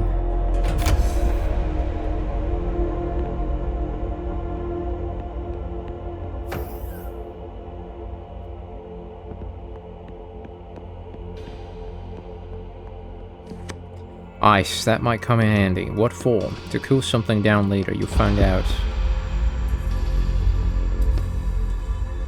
Well, do it. Raise the pickaxe over your shoulder, raise the pickaxe over your head, swing the pickaxe behind your back. What? Over my head? Only as much strength as needed, that's your motto. With a measured swing, you raise the pick over your head and drop it onto the block.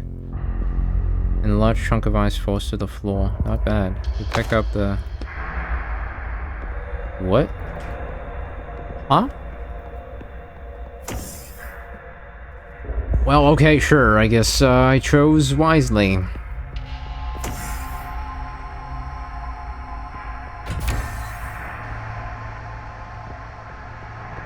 Hot cryo capsule. Alright, I got some ice for you, bruh. Pour ice in the capsule, the ice sizzles, then quickly starts melting. The temperature slowly starts to fall, and as soon as it reaches a normal range, you open it. The man's eyes are still closed, but at least you saved him from suffocating in that heat. You will leave him like this. Yeah, let him get a little fresh air. Take the flask. You remove the flask. Right, thanks. What about the other one? Use the syringe. The syringe? Stabilizer injection. But hey, we have enough energy probably now to power up another room, right?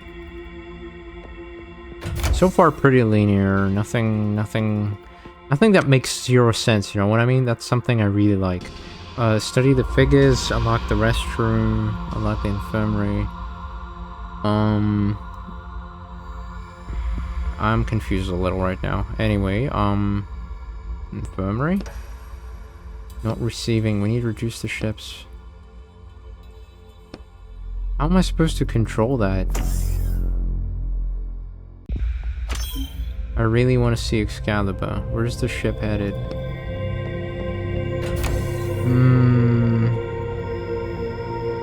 Can I unplug these, or... I mean... Can we interact with this thing again, maybe? The man is breathing evenly.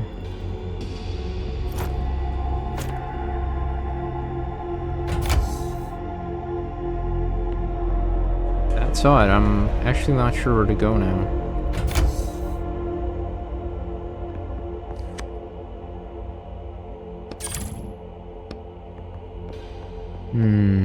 Wait, maybe we can unlock it with multi-tool or something?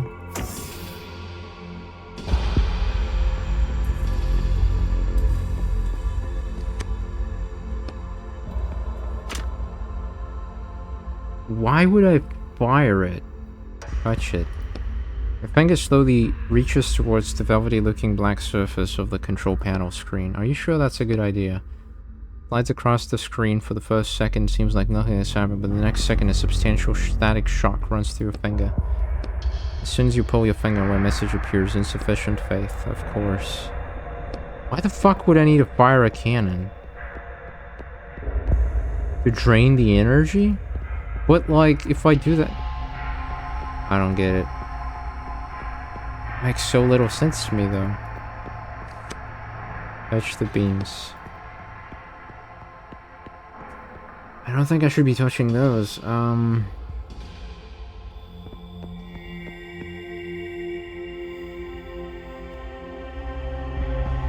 there's our access card. Well, maybe... Alright, what now? Try touching the words? That seems to be how they do it in the book. Touch the message and say a prayer. Lower the sword, you mean, huh? Set target. What the fuck? Status check. As you choose the second option, the screen goes black for a moment, then a chart appears on it. This cannon uses more than 20% of all the ship's energy. That's why we're gonna turn it off. What's that number mean? Weapon's firepower. If it's to be believed, this weapon can destroy planets. A shiver runs through your body. We should turn it off quickly. We need energy. Set target. Deactivate. As you choose the third option, you see a huge message that covers the whole screen. Prayer required. Okay, go ahead. Hard to tell. I look for something about weapon or energy. To lower the righteous sword. That's probably to shoot, right? To hear the words of the past. To alter the electric current of its current. Let's try the spirit prayer, maybe? I hope. May strength fill the part of my... Incorrect. A charge of blue energy rushes. You try to dodge, but still won't be able to take too much. No fucking way it's the... Really? If my hand, O worthy, prevents me from serving you, we'll cut it off like a withered root. Sacrifice.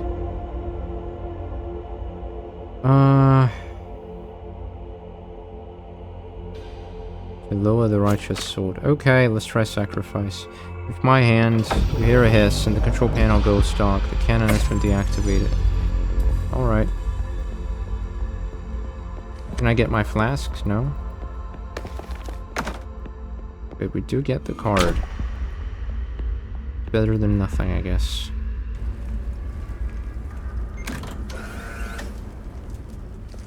It's jammed. And we get a reel. Someone already took the audio reel. To activate the playback device, insert Faith into the compartment in the panel, brother. Why is it always Faith? You really should understand by now that all the equipment here runs on it. Alright, I know where to go. We got a card. We better see what's going on there.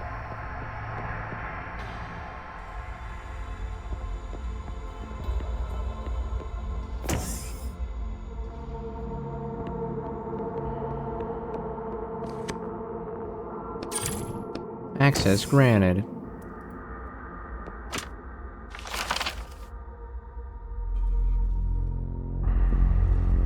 Whoa, this one's heavy.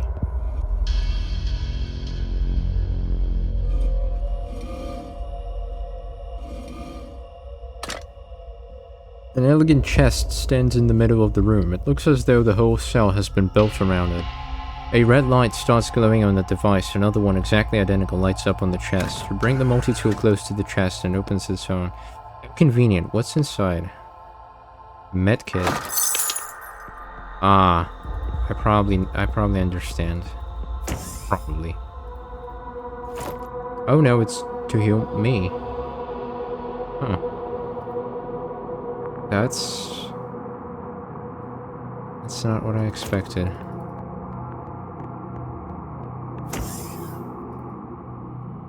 Okay, up we go. Oh, we also should have enough power now to see the infirmary. Hopefully.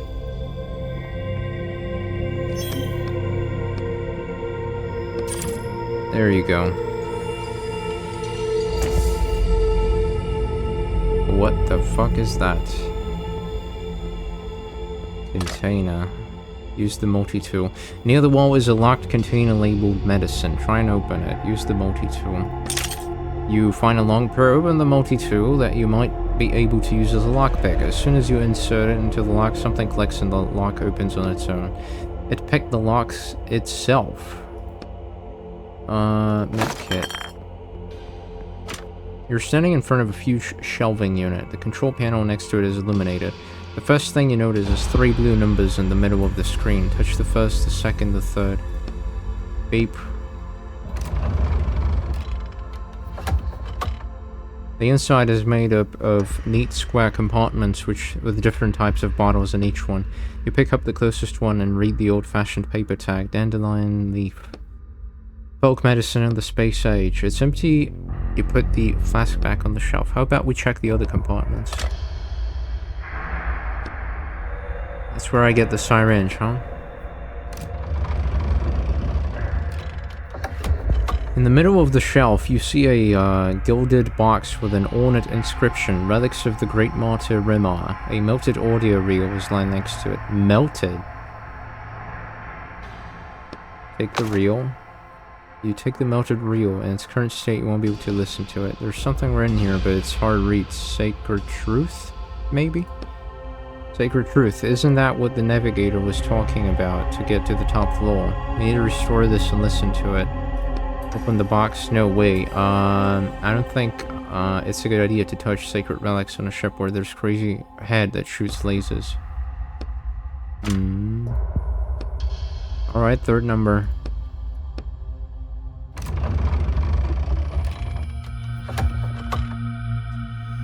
Dozens of mean-looking mental syringes stare up at you from under their glass caps. They're each filled with a greenish liquid. The label on the inner wall reads stabilizer. I don't know how to inject people. You're lucky I'm a doctor, but actually I guess you're not that lucky, since I don't have hands here. Oh, you remembered something new about yourself. Yeah, Anyway, I'd feel more confident if it was some kind of spray or gel. Looks like you'll have to learn a new skill today. Fantastic. You carefully lift off one of the caps and take a syringe. It cools your skin and fits comfortably in your hand. Okay, what's this? Medical chest stained with something red. Whoa, I wonder what it is. Must be fucking tomato juice or some shit. Okay.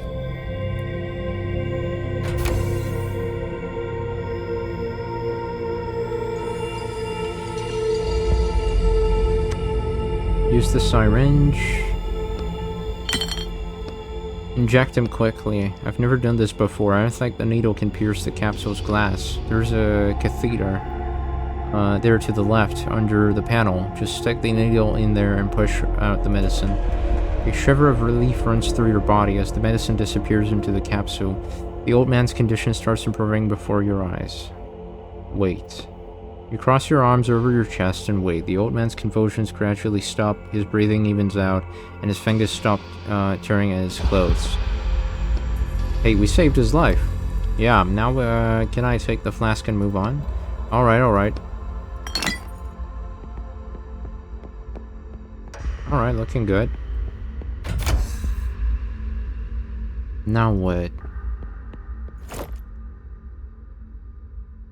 That's a lot of healing potential, you know what I mean?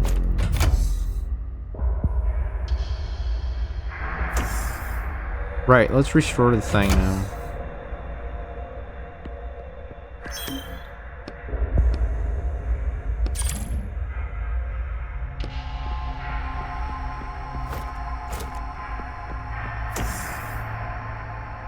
Sacred truth.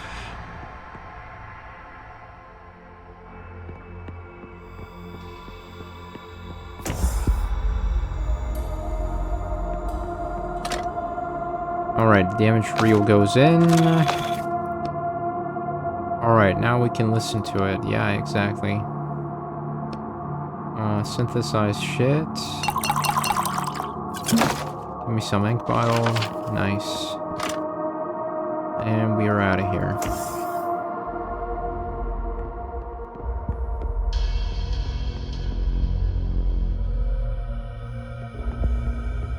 Alrighty then.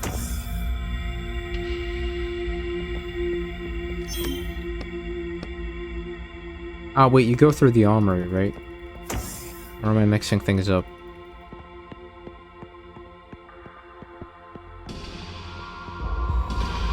Yeah, you go through here. Nice. Let's power it up. Insert a flask of faith. You must say a prayer, speak to your request to the worthy. Voice prayer, spirit prayer. Must be a voice. The worthy has heard your prayer. You may activate the device. Thank you. Looks like we can use this machine to listen to audio reels recorded by members of the crew. What wonderful technology. It's just an ordinary audio player. Wasn't there anything like it in your book? Nah, although considering where we are now, nothing should surprise me. You're looking at the audio playback device. The control panel is to the left, and the reel slot is to the right. Let's start with number 1. Processing. You hear an old woman's voice coming from the crackling speaker. I remember reading an article criticizing our mission even before we set off. I want to record the author's thoughts before I forget. He wrote about how the sword, which he blasphemously called a hunk of metal stuck in a stone, led to the idea of dividing us into the worthy and unworthy. Gradually, people who understood that their chances of being found unworthy were extremely high found ways to avoid the test, coming up with crazier and crazier excuses to keep from being stigmatized as unworthy. This hunk of metal, which allegedly got stuck because of shifting stone slabs, caused a general acceleration in the development of interplanetary travel, which eventually led to our departure. However, sometimes even I begin to wonder. The recording cuts out. Processing. Warning, the material you are about to listen to was recorded on Earth, and we consider it to be against our faith and our mission. You hear a middle-aged man's voice coming from the crackling speaker. In my attempts to analyze the influence of faith on our technology, in light of recent events, I came upon an interesting detail. After all, behind all technology stands the Lent machine, which has a proven 2% error rate. That means there's a 2% chance that the base algorithm that every machine, every computer is built on is capable of making a mistake or failing. The uncertainty and unpredictability that this fact imposes on seemingly faithful and reliable machines creates space for superstition. What if I pray and the mistake doesn't happen? What if I perform a ritual, cross my fingers, and the mistake doesn't happen? The recording ends. You're looking at the processing. You hear an old man's weak voice coming from the crackling speaker. O worthy, I pray to you. It's not your strength I desire. Alright, you write the words on a piece of paper held against your knee. But the responsibility that falls on one who is bold enough to raise a blade above themselves. The voice cuts out, then you hear the sound of the elevator opening and the navigator's voice from far off. Is this the sacred truth the navigator was talking about? If it is, then we won't have to work here for 5 years. Alright, let's go to the elevator. I think we'll be allowed to up to the sword now too. Let's go. I don't think there's much else to do here. Ah, come on, not you again.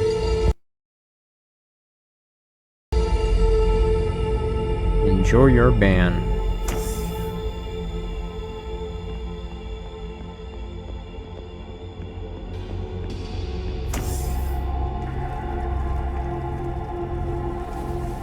Alright,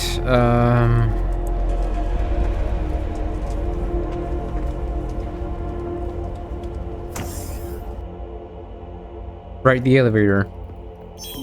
I believe I've grasped the sacred truth. Yes, I want to go down. I'm listening, Acolyte. You clear your throat, glancing surreptitiously at the paper in your hand. Oh, worthy, it is not your strength I desire, but the responsibility that falls on one who is bold enough to raise a blade above themselves. That is indeed the sacred truth. It must be understood by those who desire to touch the sword and be declared worthy.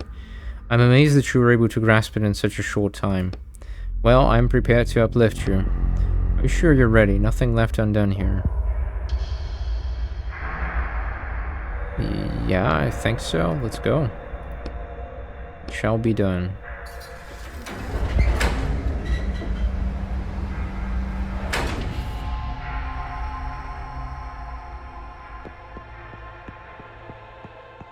Chapel gate and a server room. Server room as always looks like the gloomiest place in the world. The door is locked and signed Supreme Navigator.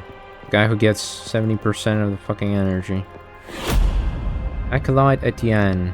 What now? You said we could touch the sword. That is true, but you have been given a more important task right now. Go to the Navigator's cabin. First, can I just... You notice a panel sliding back on the wall to reveal a weapon hidden behind it. That looks familiar. You automatically touch the back of your head. I'm going.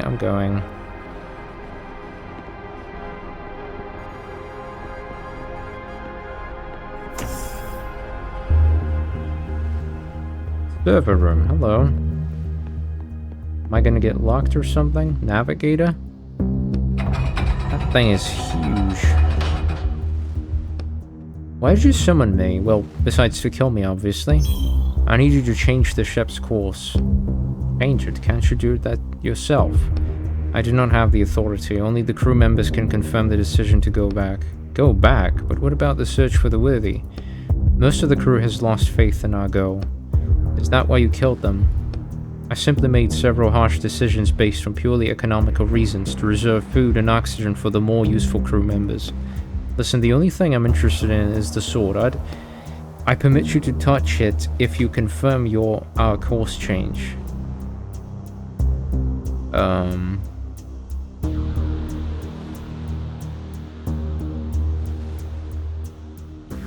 mean, okay. Fine, what do I need to do? First, confirm your bloodline by stating your ancestral code. Oh god. Code, None of the characters ever say a code in the text. Hold on. I forgot my code. If you do not remember your code, state the names of your ancestors and I will confirm the code from the database. I doubt I'm in the database. Then how did you get on the ship? If you are on the ship, you are part of the crew. You are an acolyte. There can be no outsiders here. If you're part of the crew, the computer starts to give off a wisp of a smoke. You must have a lineage or else you would not have been accepted onto the crew. Alright, time to finish you off. Keep talking. Can there be an exception to your rules? There are no exceptions. The conclusion is simple. You're a member of the crew who refuses to confirm their lineage. That means you're in opposition to our mission, which therefore means you must be eliminated. Well, I'd say that's not far from the truth. Oh wow, we get like he summons shit. Oh god.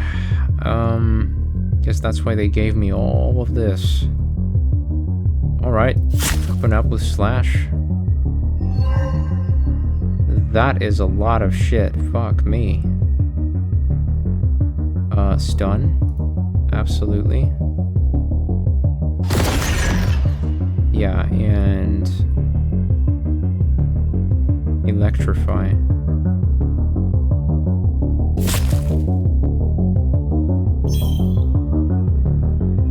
Hit, summon.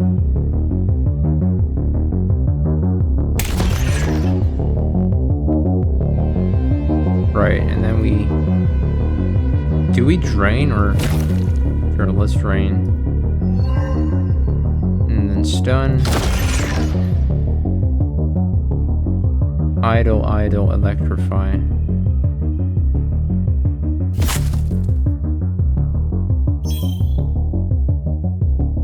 Alright, another summon. Shield, stun, drain. Stun? Splash. And then we drain him and that's over.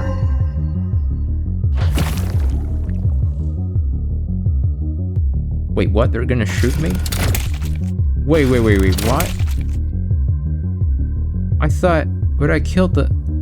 Oh, fuck you.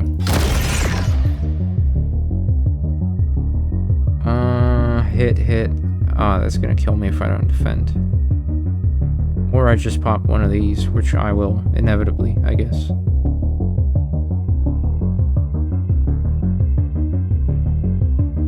Sure, feel free to hit me. That's perfect. Let's go. Give me that. Sinner, the worthy will punish your soul. The navigator's call flares up from within. Sinner! Sinner? Sinner? Sin. The navigator's voice cuts out in the middle of the word. Suddenly, a siren starts sounding. Get to the sword now. He awakened the whole crew, and they'll be here soon. Reserve power activated. Total system reboot in 3 minutes.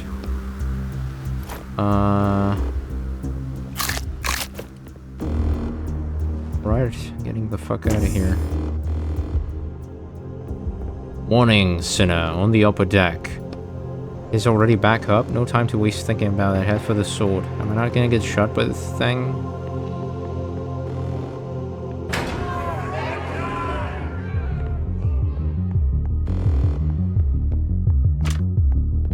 To find life in the universe. Bang, bang, bang. They'll break through any minute. The sword draws your full attention. The majestic hilt gleams in the light, and the sharp blade disappears into the thick stone. I'll try and use my hands to pull it out first. Right, maybe out of all the people in the world, you are actually the worthy. You lower your head, take a deep breath, and walk up to the stone. That was sarcasm. Find another way to get the sword out quickly. Alright, another screenshot. Your hands feel like they're filled with strength, and lightning seems to flash inside you. You're wasting time. I am worthy. What are you mumbling over there? Can't we use a laser or something to cut it out of the stone? I am worthy! Your legs lead you forward of their own accord. Your hand grabs the sword's hilt, and it fits perfectly. It's your sword. All you have to do is pull it out, and damn it, your muscles burn, but the sword doesn't move an inch. Can we please find a laser? Try jiggling the sword. Yell at the sword. What the fuck? Yell at the sword? What the fuck am I doing?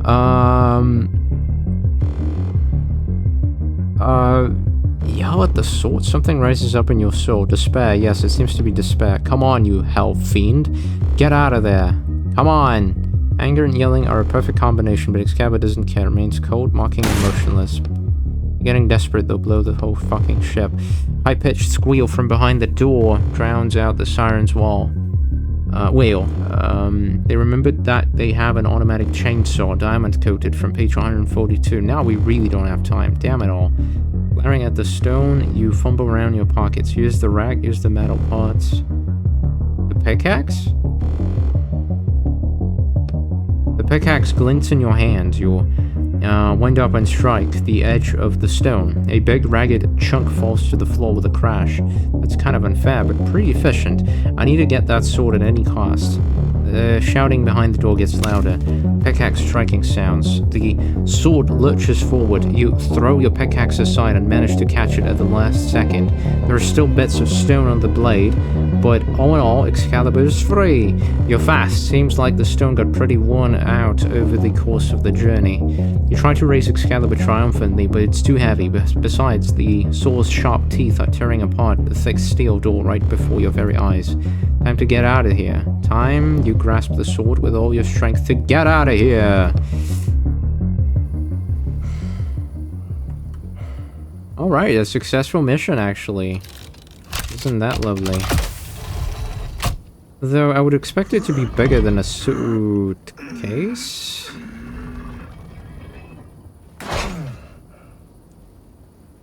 Alright. Do I get an autosave here, or can I call it a day?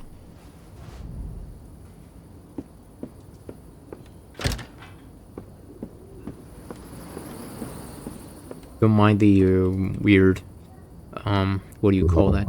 Did you get the item? Yeah, I got your item.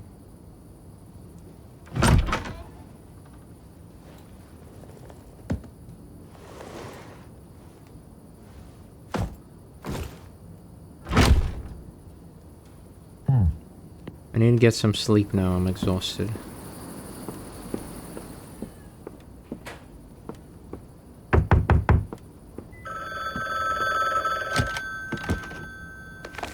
Right, we saw that before. Hello? Etienne, you called. Did something happen? I called you. Yeah, I was away for the weekend, but when I came back, there were 15 missed calls in my machine. I figured something must have happened to you. Damn, looking around at the empty beer bottles. Hey, I'm sorry. I don't know what came over me. I apologize for bothering you. Don't worry about it. Well then, goodbye, I guess? Yeah, goodbye. Okay. The order has been accepted. You may go. There was no envelope. What envelope? You know, the one with money inside that you usually give me after. Last time you ruined an order that cost me 600,000 pounds sterling. How much? You think I'm gonna pay you for that? Think of it as compensation for my losses. Hold on, you paid me 1,000 per order. That still leaves you with so much money. That's all I have to say. Ugh.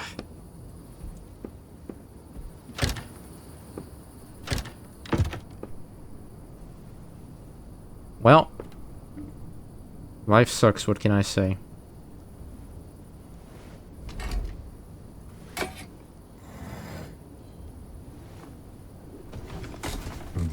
It's been a rough day. A tough day.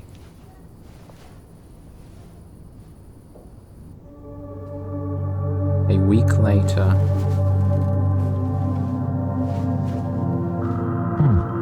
What a wonderful day.